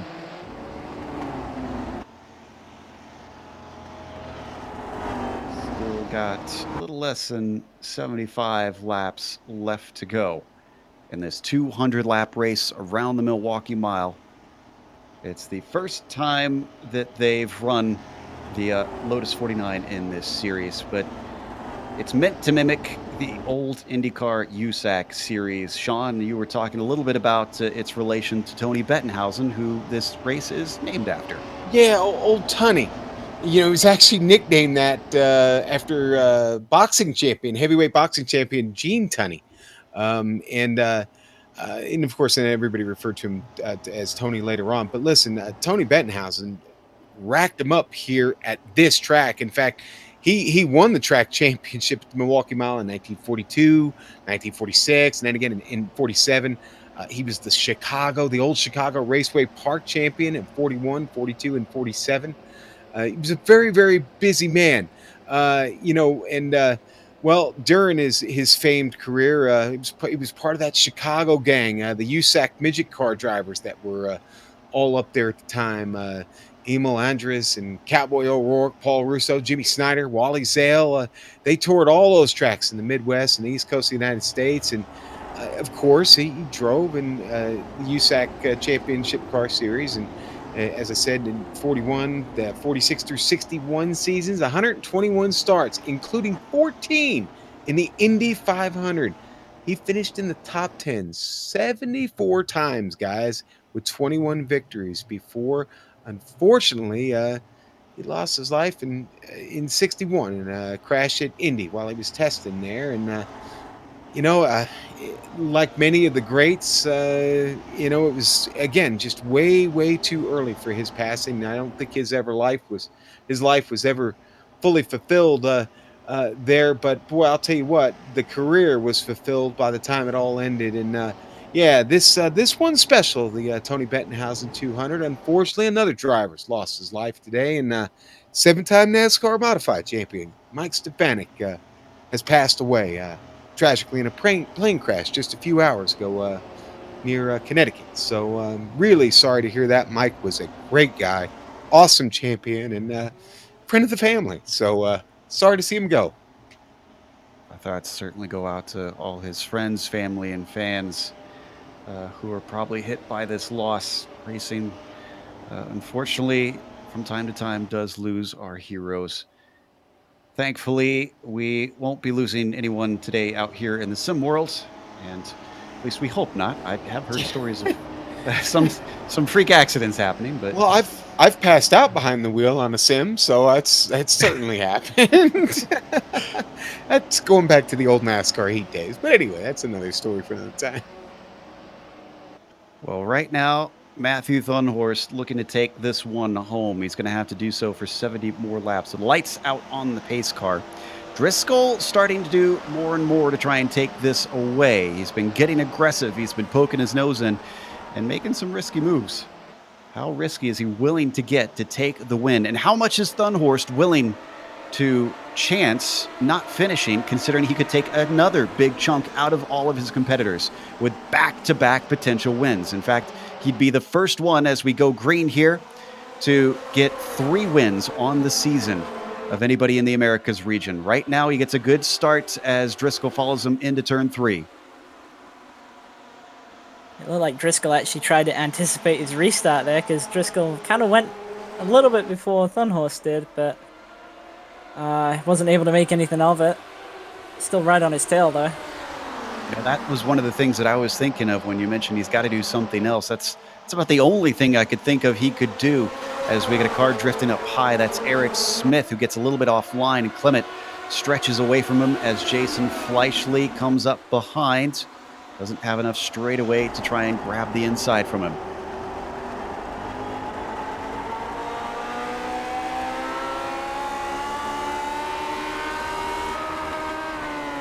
Eric Smith has certainly been a bit of an up and down story here today at the front of the pack. Not been a perfect race, but still riding in the top 5. Yeah, you're absolutely right, man. I mean, he's had great pace, and it seems like he's been in the mix. I keep waiting for him to make that big move to actually get himself on the podium. Hasn't quite worked itself out yet. We'll see here with about 68 laps to go. Yeah, down to Steve's the inside. got a good opportunity. He does indeed. He finds the grunt off of 4, and he finds his way down into 1, way high off the line. Thunhorst looks to maybe set himself up for the cut down for a late apex. He gets a monster run, and he's going to have to go super defensive, Steve Driscoll, to hold him back. He does. Covers off the inside. For the first time, could we see Steve Driscoll manage to retain the lead? It was really smart by Steve to just force him to the outside if he was going to get back past him. And it looks like he might have it, but we'll have to see what kind of run Thunhorst gets up for 2. He's really, really strong there. Just behind them, Christian, Trevor Clement just slammed the door on Eric Smith as Smith was trying to get a run on him. Smith's gone back to the outside to try and make it work, but boy, that was close. Smith's one of the wilder drivers, I would say, this race, but he's definitely making it interesting to watch. And Thunhorst's got a big run to the inside. He does. He's going to try and take this one away. This could work out in his favor with how strong he's been off the corner, way off the line and out of the grip. Driscoll starts to drift back. Thunhorst up to the inside and fully ahead. And though Driscoll tries to come back into 3, it was for naught. Christian, I notice we're seeing a lot of fast times come up there up top of your screen. You said your fastest lap of the race was right there at the end. Is that more a result of the tank getting emptier and the car getting a little bit lighter? Yeah, absolutely. like I said before, the tire really doesn't make much of a difference. It doesn't get hot at all. But the fuel burns off and you just get faster. I really tried to set my fastest lap on the very last lap, but I just fell about 100th short. Yeah, my fastest I think was on lap 192. Yeah, and whereas the sun has come out just a bit more than where we were earlier in the race, the temp has actually gone down. It's only about 98 degrees on track right now. Yeah, it does seem to get a little cooler as the race goes on as well. Yeah, I think the sun getting a little bit lower now. It's currently about 3:30 in the afternoon virtual standard time here in Wisconsin. They come around to complete another lap. We're getting close now, 3/4 of the way through. But now we know it is possible for Driscoll to get by. Oh, getting close behind them as Clement almost gets a whack to the back from Eric Smith. Smith had to check up to try and keep from running into that gearbox. Smith looks really strong, but he's just maybe not as patient as he needs to be. Like he's getting there, and he's getting close enough to have an opportunity, but then kind of it's almost like he presses it too soon, and then he has a moment and he drops back, and then he gets there again, and the cycle repeats. So I feel like if he maybe tones it down a little bit, he's definitely fast. I think he can fight for the win here if he could just kind of figure a way to pass. Figuring a way to pass seems to really be the story of the day for a lot of drivers, no matter where they're battling in the pack. Smith continuing to run just outside of that podium position. Fleischle as well is close behind, who has seemed to do better and better as the race has gone on. I'm assuming that the car behaves a little bit differently from the heavy fuel to the light fuel as well. Could the setup really favor the lighter car in a way? I know mine definitely did. It took about half the race for the car to... I set up around about half as much fuel as I knew I needed for the race. And pretty much once I got to that amount, the car definitely felt a lot better. The second half of the race, it was more responsive and more kind of what I've been expecting. So I definitely think the guys will have closer to what they were wanting and hoping their car was going to handle like at this stage of the race, and that might be why we're seeing a bit more aggression. Riding on board with Quinn, who certainly has some aggression because he's been fighting with Callisto, who retains 6th place for the moment, but Callisto is looking very unsteady on his way down into 1 and 2. Doesn't lose the spot, but Quinn looking much smoother than the car ahead of him.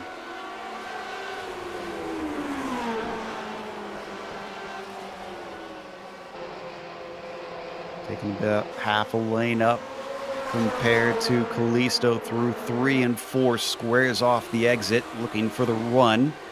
Bears no fruit this time by.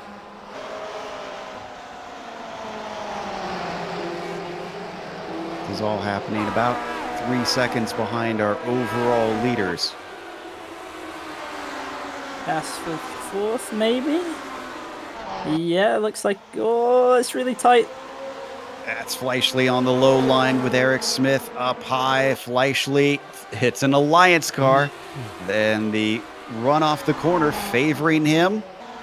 Can he finish the job through 1 and 2, Sean? I don't know. We'll see here. Fleischle does finish the job. You know, just behind them, Quinn having a fight with Callisto. They just went back and forth in the same turn. They traded positions twice. Quinn's managed to get by Callisto. Yeah. So that bumps him up to 6th. Contrasting fortunes between the 2 Alliance cars. One gaining, one losing. And you know, you talked about it earlier. You know, this race turned into like 2-car battles. Well, like just behind them, you got Bennett and Hill going at it.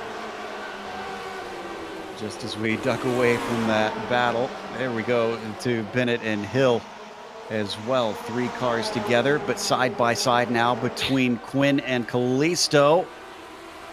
Little Train can't get it done. He can only get to him. He's trying to get by him. He's got the inside down into 1 and 2. Interestingly for me, Lionel seems to maybe not get as big a run off the corners as the other Alliance cars. He definitely doesn't look as strong as, say, Thunhorse does off the floor. Another interesting thing I've been noticing, Christian, is it seems like Liam Quinn likes to diamond the corner compared to the other drivers around him. He's going to start to lose out here down into 1 as Kalisto's now gotten almost fully past, but he drifts up a little bit. Quinn's still next to him wheel to wheel, and now he falls back.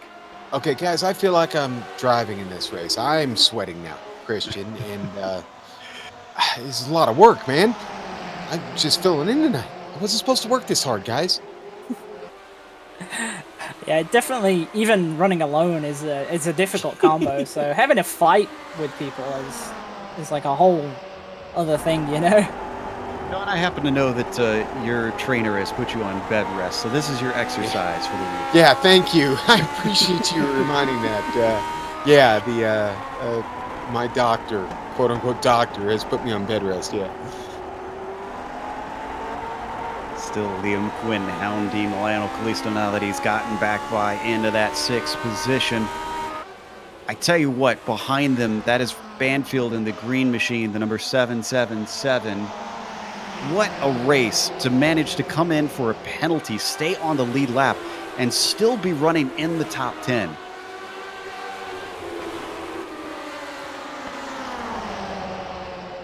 Almost have that as one of my highlights of the race. Yeah, I think he kind of played it smart with how he served the penalty. It worked out where he didn't lose a lap, and that's really what kept him in the game. And to be honest, that's kind of where Travis Walling's race unraveled. The fact he wasn't able to get back to the pits when he got that first round of damage meant that he was really shuffled to the back of the line, and he was never able to fully recover. It would have been interesting to see if he could have got his lap back, but unfortunately it wasn't to be. Could it be for Thunhorst to get back-to-back wins and extend his championship lead? Driscoll is going to try and deny him. Thunhorst coming in leading by 346 points. Driscoll is sitting 9th, so he's not really a challenge points-wise. But Driscoll does have 1 win, and if he gets another one today, he would tie Thunhorst, who also is on par with Blake Reynolds, who has 2, as well as Tucker Minter. Smith and Fleischley back at it, gentlemen. Smith just gets by him. I think these two are going to keep fighting here to the end. 1/4 of the race left to go at this point.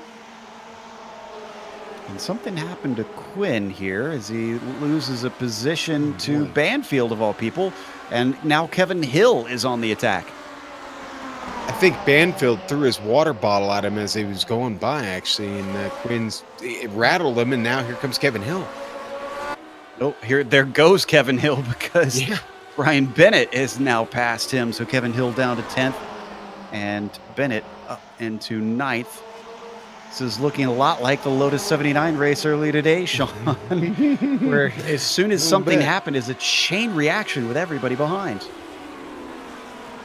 I made the water bottle comment because, this is a fully open cockpit on this machine, and it might not be beyond some of these guys. Maybe throw something at out of the driver's seat there at the guy next to him. This car came to iRacing in big part because it was on Grand Prix Legends, which back when iRacing was Papyrus, they made, and the Lotus 49 was very popular in there. One of the things the community has wanted that was in Grand Prix Legends is asking the devs to allow us to give hand signals in these cars like they used to back in the day. I won't say which hand signals. Everybody is number 1 in my book, Joe. I'm sure. It's absolutely necessary. That needs to be the Christmas update for iRacing. I think I've wanted that for years. That out, Christian. Yeah, no doubt. I just hold the button down the whole time. Yeah. If anybody would make that be old, like after a week, it'd probably be Christian.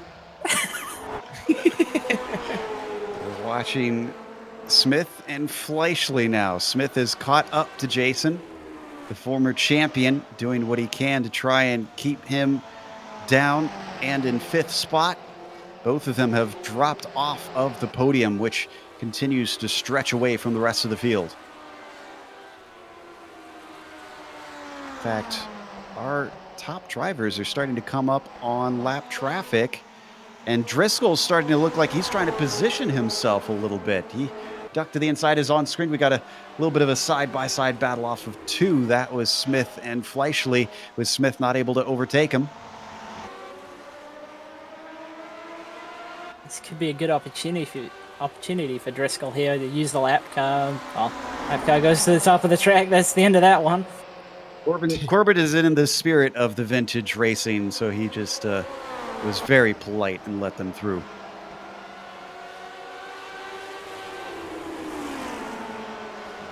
That's Clement that you see in the background that is next up the road. A little bit farther back, but still could take something away if either driver gets into trouble in front of him. Meanwhile, Hill and Quinn, here goes Quinn again.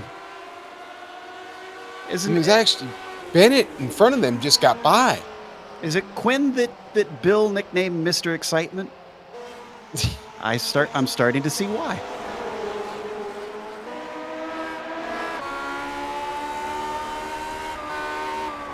Right on board, side by side, down into 3. Kevin Hill on the low side. Quinn making that high line look a little bit more viable than before. Yeah, I think Liam's just kind of struggling to get off the corners, and that might be why he's trying to run that top side. Is just maybe helps him a little bit, doesn't get quite as much snap on the very exit. Yeah, eventually it loses out, so Hill retains the 9th position.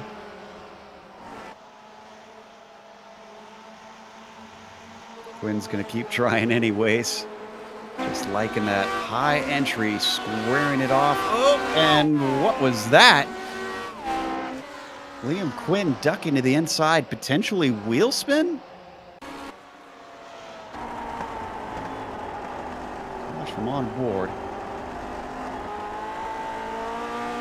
Certainly chops it back down, looking for momentum. Yeah, that was wheel spin. Look at him counter steer. Yeah, that setup, it can do that. You have to be really smooth on the throttle. That was doing 130 miles an hour that he was counter steering the car. Those who think that it's easy to drive these things certainly need to hop in and try that themselves as we jump back to the leaders. Steve Driscoll keeps looking, keeps poking, keeps prodding on the number 98, and he seems faster. He seems like in places he should be able to try and get by, but the one time he did, it was handed right back pretty quickly. This is borderline frustrating for me to watch. I've been watching this for the past 25 laps, and Steve gets a couple of laps together and gets right to him, and I'm like, is he gonna do it? And it's like he drops back a little bit, and I'm like, oh, like I don't have a dog in this fight. I just want to see an attempt, you know? Right. Well, and then you have to wonder too. Again, Thunhorst, how much is he expecting out of Driscoll when it comes to the end of the race? Because Driscoll could get argy-bargy in those final couple laps. I mean, I know points is the thing for Thunhorst, but given how much of this race he's led, he wants to win. If he was just doing solely points racing, I think he'd have probably let him go by now, and especially that first time when Steve got ahead of him, I don't think he would have fought so hard to get back by. Yeah, I think that's a great point, actually, Christian, because how deflating is that to lead as many laps? I know Adam Falsapani had trouble with like 20 to go in the Euro race, and he's still crushed. You know, you lead so many laps or run up there at the front. At some point, it's instinctive, right? You want to win. Bennett and Banfield still going at it back here. I know we're not on it, but I'm kind of watching that third grouping, if you will, back there. And those guys are still really mixing it up, fellas. This is kind of nuts. It really is. This is for 7th position. Banfield at the front of the train. You mentioned Bennett. Kevin Hill is in there. And don't forget Liam Quinn, who we saw fall a little bit backwards. He's regaining himself. Quinn was as high up as, wasn't he within 4th or 5th for a brief while? He was just off the podium. Horse just cooked one, and Steve's got to his inside. Oh, this could be it. If he can get it by and manage to play defense for the final few laps of the race. Steve Driscoll taking it in hard into 3. He's fully past Matthew Thunhorst, maybe going for the over-under, get himself the launch off the corner, and I think he is, because he looks so much stronger down and across the line. He's almost past him by the start-finish line, and in fact, he is past him down into turn 1. Driscoll looking to pull the same move, and it's not working. The Alliance car is just so good off the corner, and Steve can't do anything about it. Well, I suspect our kinetic racer in the booth is going to be buddying up to some of those Alliance drivers after the race. Get some tips there. This is looking incredible for Matthew Thunhorst. Every time that I think Driscoll might have something, Matthew just denies him with ease. This is what Sean I would call the John Ulmer theory of setting up the car. Yes. You bring up John. That's great. Hopefully he's watching and he's in on the joke with us. Well, you make it fast in a straight line and off the corners, and nobody can beat you. They're going to go lap Ernie Ludwig, if Ernie lets them by, and Marcus Tracy. Oh, that's horrible for Driscoll off the corner. It's like, come on, Ernie, let him by, man, let him by. Clement sails it in there. Yeah, Ludwig saw him coming. He gives him the inside line. Clement in a hurry because he also wants to try and win this race from his teammate. And that did indeed help him. He gained about half a second.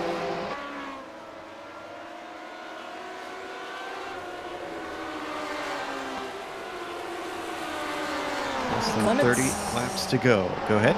Yeah, Clement's kind of been in that sort of no man's land in 3rd place, and maybe that's kind of kept him a little bit fresher than the guys ahead and behind of him, because he's, I mean, I'm not saying he isn't working hard out there, but he's not had to race anybody as hard as the other guys have. So he might be in a really good spot here, especially if the two ahead really start getting into it. You know, we missed something. It was a number of laps ago, so I doubt we'll be able to get a replay, but Liam Quinn not only dropped off the back of the pack that he was with, but he lost the spot to Wayne Hutchinson. That's because he lost the car going into turn 1, had to catch it feet from the wall, and got it going once again. But he's not looking so hot. Oh, and it looks like he's recently gotten back by Hutchison.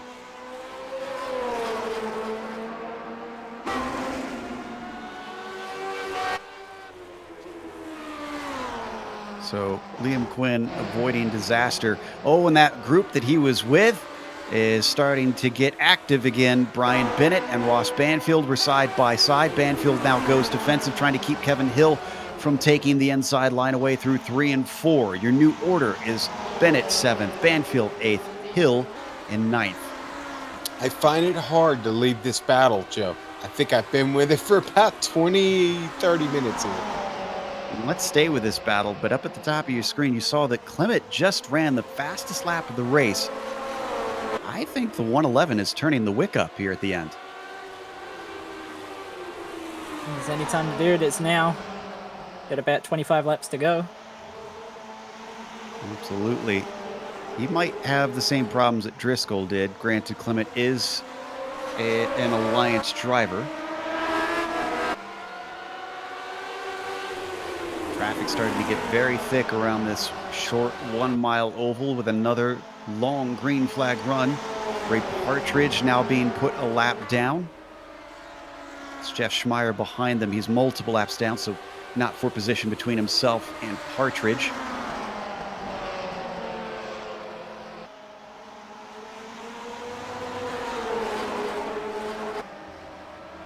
Down to 25 laps left to go. And the race has really been between Thunhorst and Driscoll.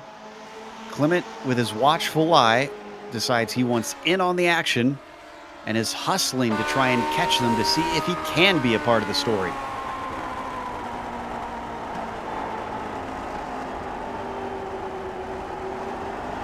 They've gapped Jason Fleischle, who's in fourth, by a small margin.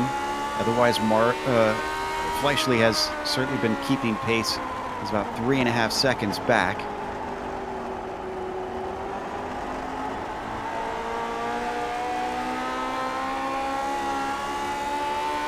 Strikes me as interesting as well, Christian, is how much leeway they seem to give the wall on the exit of the corner. Yeah, I think that comes from the front of the car being decently narrower than the rear, and Steve's making an attempt at a pass. He's got to him.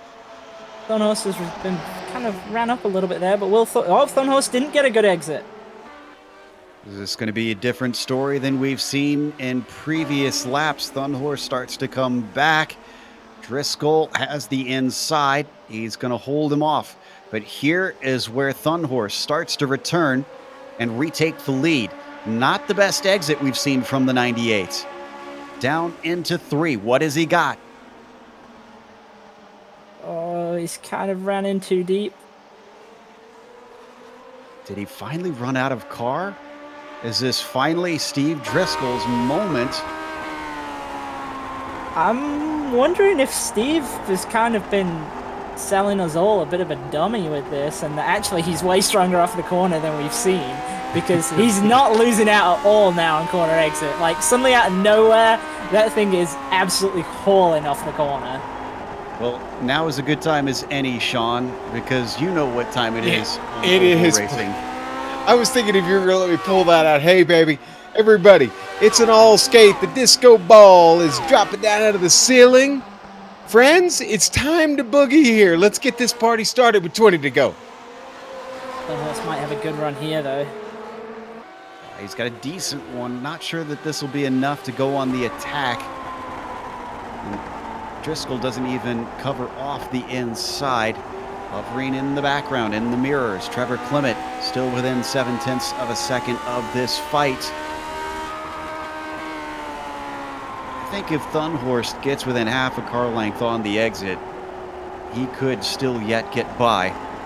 He's squaring off the exits now, looking for a little bit more speed. He has to, like, stay composed, though, because I feel like with the draft effect that he's got and how strong that car is on exit, it's definitely doable for him to get back past, but he's kind of missed the apexes a couple of times now, and I think he needs to just dial it back a little bit, get back in his rhythm, and the opportunity will just come to him. It might even be now. He's going to have a good run here, I think. Yeah, Steve actually got out of the corner pretty good, so perhaps not. Well, but it's definitely not over. What's curious is now that he's in the draft of Driscoll, as we were riding on board, he's honestly running out of gear by the end of the straightaway. So this is something that we haven't encountered before because we haven't watched Thunhorst race in the draft yet. Yeah, we're something quick. Hang on. Daniel Johnson's right in front of them. They're rolling up on him right now. And what's Daniel going to do? Hopefully he's going to get out of the line here. This could get interesting, guys. I think Dan's probably going to let him go in a 1 this time. Hopefully, because they came right up behind him through 3 and 4. Stays up high. Driscoll makes his intentions clear, gets down low. Nicely done by Johnson. I think I'm going to have Soup send him a Danish. Not a bear claw? Oh, that's right. We do bear claws. Yes. Yeah. Sorry.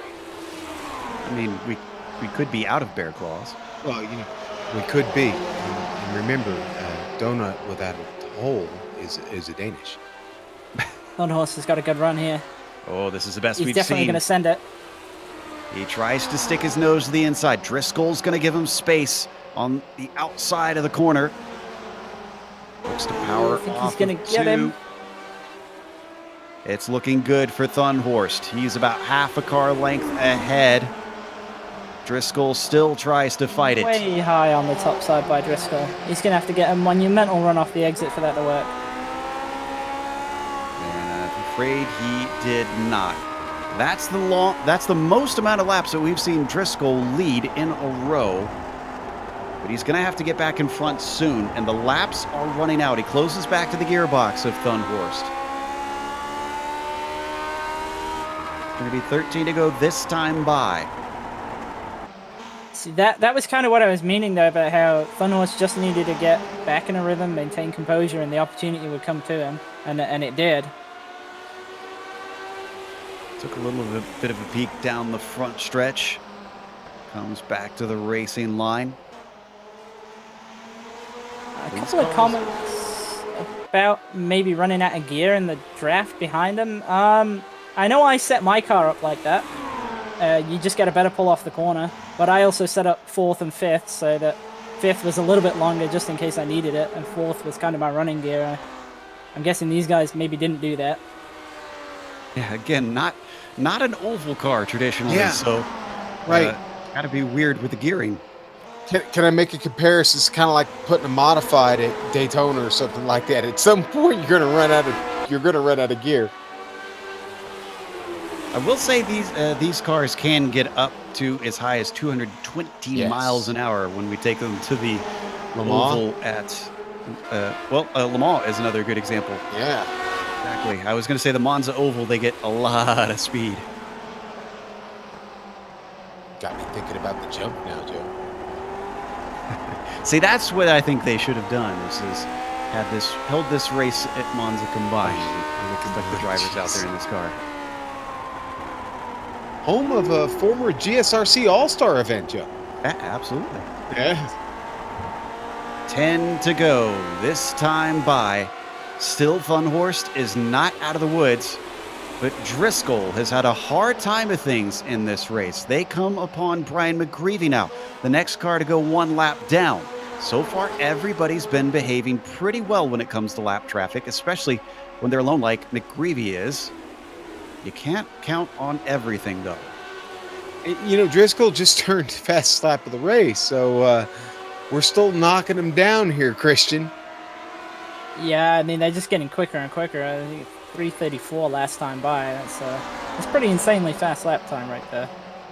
McGreevy moving up high, letting both of them down. We also have no green-white checkers either, so if this thing can't finish under caution.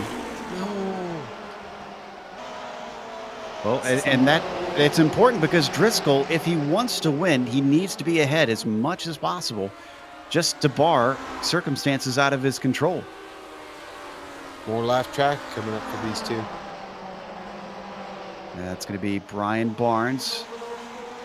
And then from there, I doubt they'll catch anyone all the way to the checkered flag. Jeez, I can't believe there's 7 laps. I'm used to majors races, you know, running on, 3 hours or so, 3.5 hours. We are just ripping this one off. It's appropriate since this is a vintage race that they wouldn't have too many in the way of cautions. Keep the thing going as much as possible. As they rock up behind Brian Barnes, he's going to stay low down the back stretch and let our 2 leaders through. That right rear of Thunhorst just kind of slapped the wall coming off the turn there. It sure looked like it. I didn't quite catch it. I was keeping my eye on what Barnes was doing. Yeah. Maybe Thunhorst was doing the same. A little target fixation maybe. And Driscoll went way deep. Driscoll's trying some different things now. Sends it in way hot into turn 1. 5 to go next time across the line. I'm the one who said it. Force a mistake. I'm the one who said earlier it's probably not the best track to send it at, and well, I think that's what Driscoll's going to have to do to get this done, guys.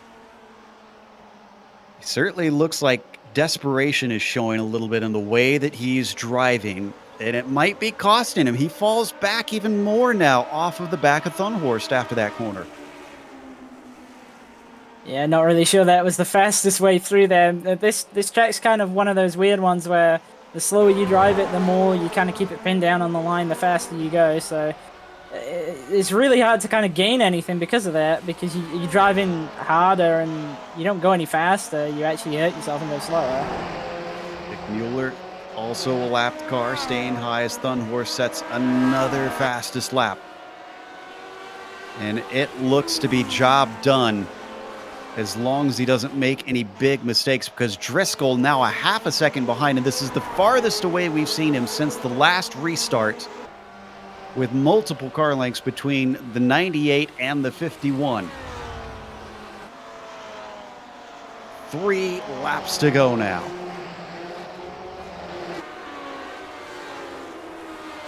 Let's not forget, there's some great racing a little bit farther down as Ross Banfield closes in on Bennett. Behind them, poor Kevin Hill just about clattered the wall coming off of 4. I just caught it out of the corner of my eye.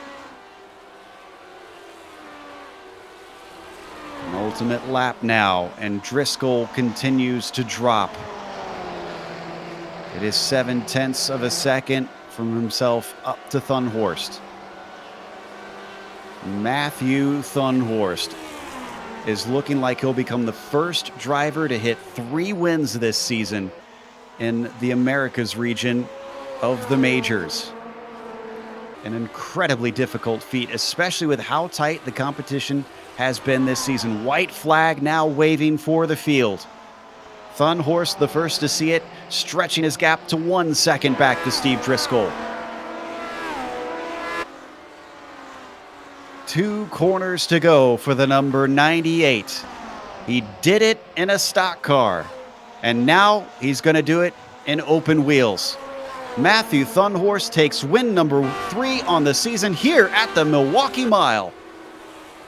Driscoll follows him home. Clement rounds out the podium. Former champion Jason Fleischle with a nice top 4 too. Yeah, and just going to miss out on that podium too. What a drive by him today. Out of all the cars racing, it looks like 12 will finish on the lead lap. Style set to be the last one.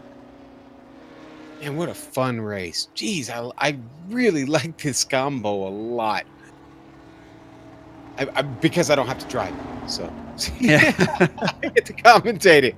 Well, we are going to go to a quick break because we've only had one this whole time. We'll come back with the unofficial results as well as driver interviews. Stick around because on screen you're going to see all the upcoming races here on the GSRC.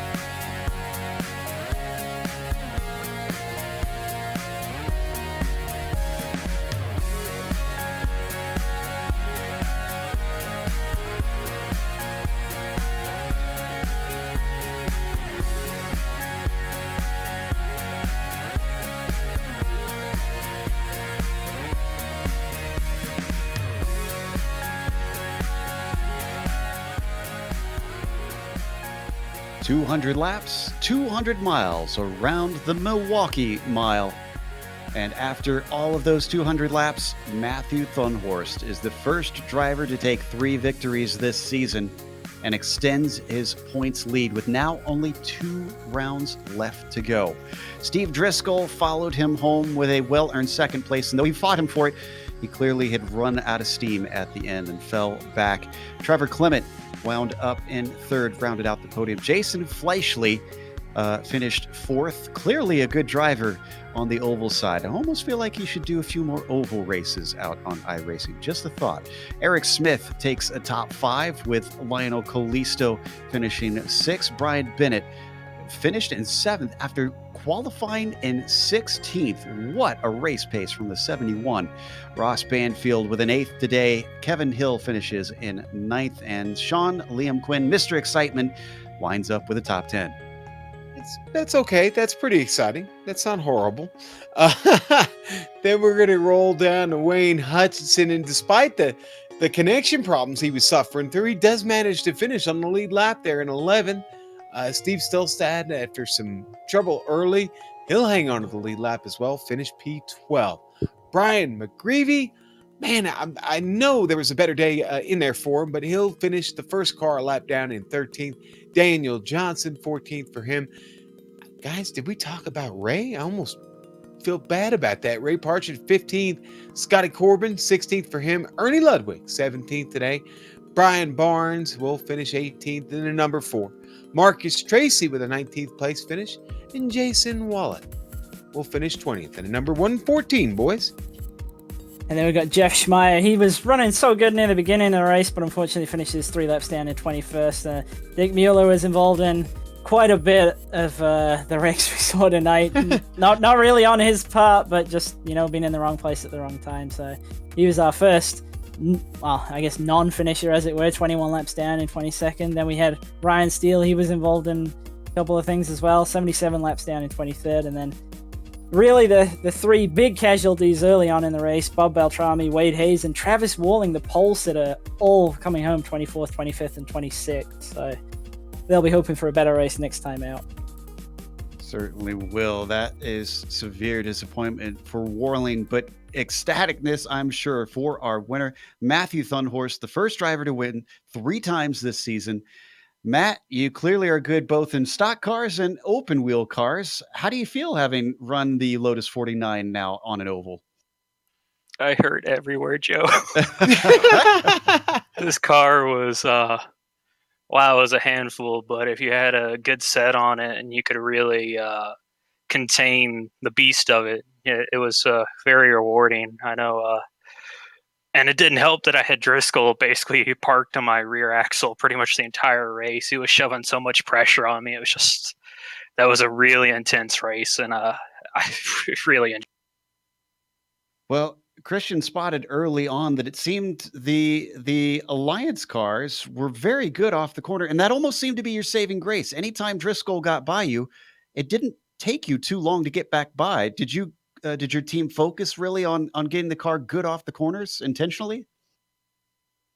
And when Jason and Trevor were doing a lot of the building, they just focused on trying to get a good setup. And the issue we were struggling with, especially 1 and 2 for me, was that I always liked to have a car that exits really good, so I took a pound of right rear out so I could get that launch off. And so compared to Driscoll and Travis and 1 and 2, they were just killing us. But it's almost like because we were tighter there, we were better for 3 and 4.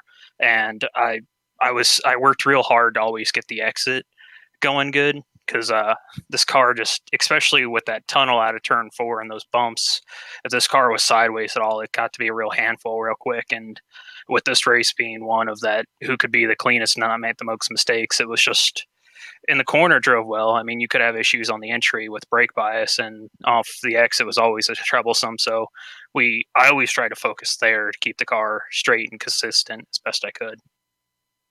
Obviously, this will also extend your gap on your points lead in the America's Championship, and there's only 2 rounds to go. Are you feeling nervous at all about this? Because obviously you're not completely mathematically locked in as the champion this season.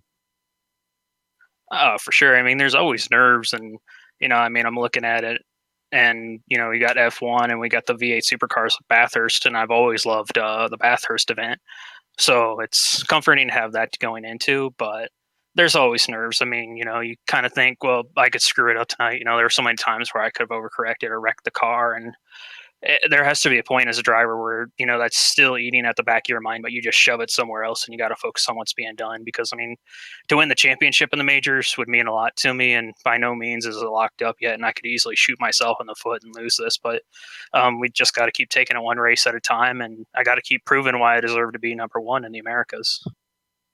Well, congratulations on the victory today. You certainly proved why you should retain that lead with a very different car compared to last round. Well done, sir. Thank you very much, Joe. Thanks, guys. That was Matthew Thunhorst, our winner here today. Up next, Sean is going to be talking to the driver that hassled him the whole way, Steve Driscoll. Yeah, Steve, after that interview, well, we confirmed you were making him very nervous. How much work was it behind the wheel trying to get that done there at the end to go for the win?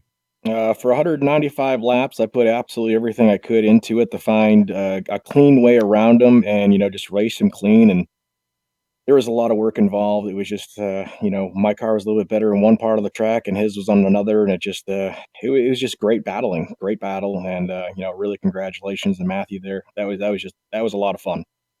Steve, I'm curious, how much testing did you get into to kind of lock this combination down? This is where I got to thank the team for it. Actually, I just started school and had a 70-hour work week, and today I was at the Bengals game. So luckily, I didn't start live practice till I think Friday night, and they had a pretty good setup. I made some tweaks to it and found something that I was comfortable with. So I really got to appreciate the guys like Kevin Hill and Travis for the work this week.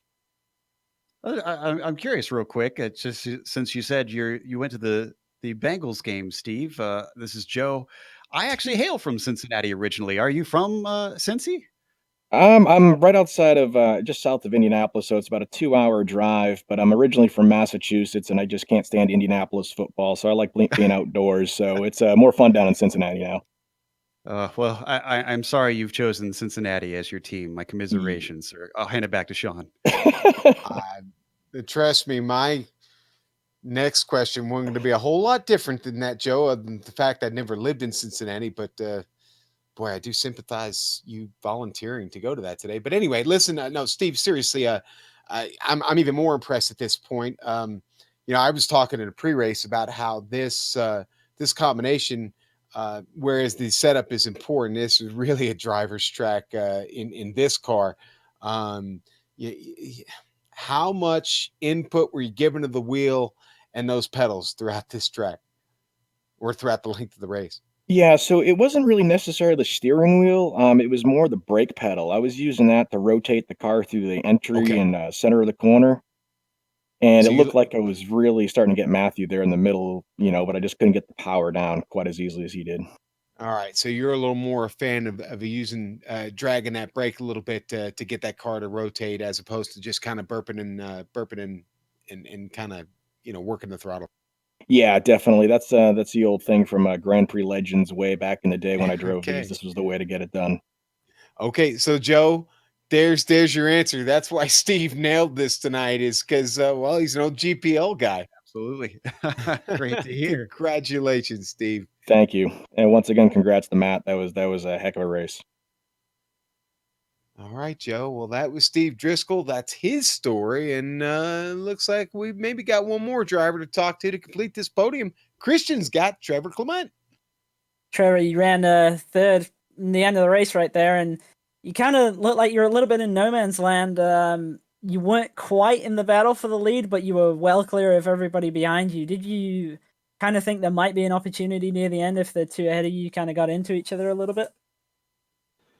Well, yeah. I mean, if I could have kept my head together a little bit, my car was really tight on restarts, and I really struggled on those first 5-10 laps. And in doing that, I was playing more defense, and they'd check out a little bit. And then it would get good, and it would kind of come to me, and I could make some ground up on them, but I just couldn't run as consistent as those guys. So every time I'd get a little sniff of that front group, I would just watch them pull back away. So I kind of knew that at some point, unless they got crazy and did something stupid, which, those two aren't going to do, that I was just, holding on for a podium. Yeah, that was actually something we noticed. It looked like kind of, like you said, it took a little bit for you to kind of get the car where you wanted it to be after a restart, and it kind of let those guys get out ahead a little bit. But, I mean, you finished third tonight, and you're going to have gained a lot of points on both Liam and Travis, because Liam had a decent run to a 10th place, but Travis had obviously kind of a really bad day, so you might actually be second after this race in the championship. I don't know. I mean, you got to be happy with that points-wise, though, right? Yeah, definitely. I knew I needed a good run, good finish to make up some points and try to get up there. And yeah, I mean, especially given how it went down with Matt and Steve, I had a third place car and finished third, so no complaints. Well, the next round is Bathurst and the V8 supercar, and I know it's one of my favorites. You got any thoughts on that? Oh yeah, I can't wait. Bathurst is great. Those cars, are a ton of fun. And even after that, we have the F1 in Brazil, which should be interesting. But yeah, I'm definitely looking forward to the next round. I mean, that's an icon race every year. Yeah, well, I mean, once again, really great job tonight. It looked like a really good job by all the Alliance guys. We had a 1, 3, 4, and 6, and 7th, if I've got it right. So looks like you guys really nailed it with the car and this combo, and good luck for the next round. Thanks, Christian. Quick shout out, of course, thanks to Jason and Matt and with the help on the set, and congrats to the Alliance team. I want to thank Mike and Wayne and John and the majors for doing what they do, putting on a good show, and obviously GSRC. And I just enjoy watching these races. I enjoy the heck out of these guys. So thanks for the broadcast, and I appreciate what you guys do. That was a third place finisher, Trevor Clement, talking to us there. Obviously, Trevor knew he would finish in third because he put the Roman numeral 3 on the front of his car. Great point. It just struck me as I was looking at that. But of course, again, we want to give a big thank you to the majors, Mike Willett, and everybody who helps him behind the scenes to organize these races with 3 regions and a ton of drivers throughout the world, literally throughout the world, competing. It takes incredible organization. Also, big thank you to iRacing for putting us on IESN. Make sure and subscribe when you get the opportunity. All you got to do is go to their YouTube page and click on the big red button that says so. Thanks to the companies that provide the software and hardware for our broadcast. Easy for me to say. They're listed here on your screen. And additional thanks go to June Lalonde, who provides our wonderful music. See the screen for how to get a hold of more of her great work. Thanks to the team today, Amjad, Sean, Christian, and Dougie. If you'd like to find out more about GSRC, including upcoming races, you can find it at globalsimracingchannel.com. Also, check us out on social media. Our Twitter is at GSR Channel, Facebook, Global Sim Racing Channel, and Instagram at GSRC_Graham. The next race is going to be, as we said, Down Under. That'll be Bathurst in the Supercars, Sunday, October 13th at 7:45 p.m. Eastern. We also have upcoming races for other series listed on the screen, so check those out and mark them down on your calendar. But until next time, race clean, race hard. We'll see you on the track.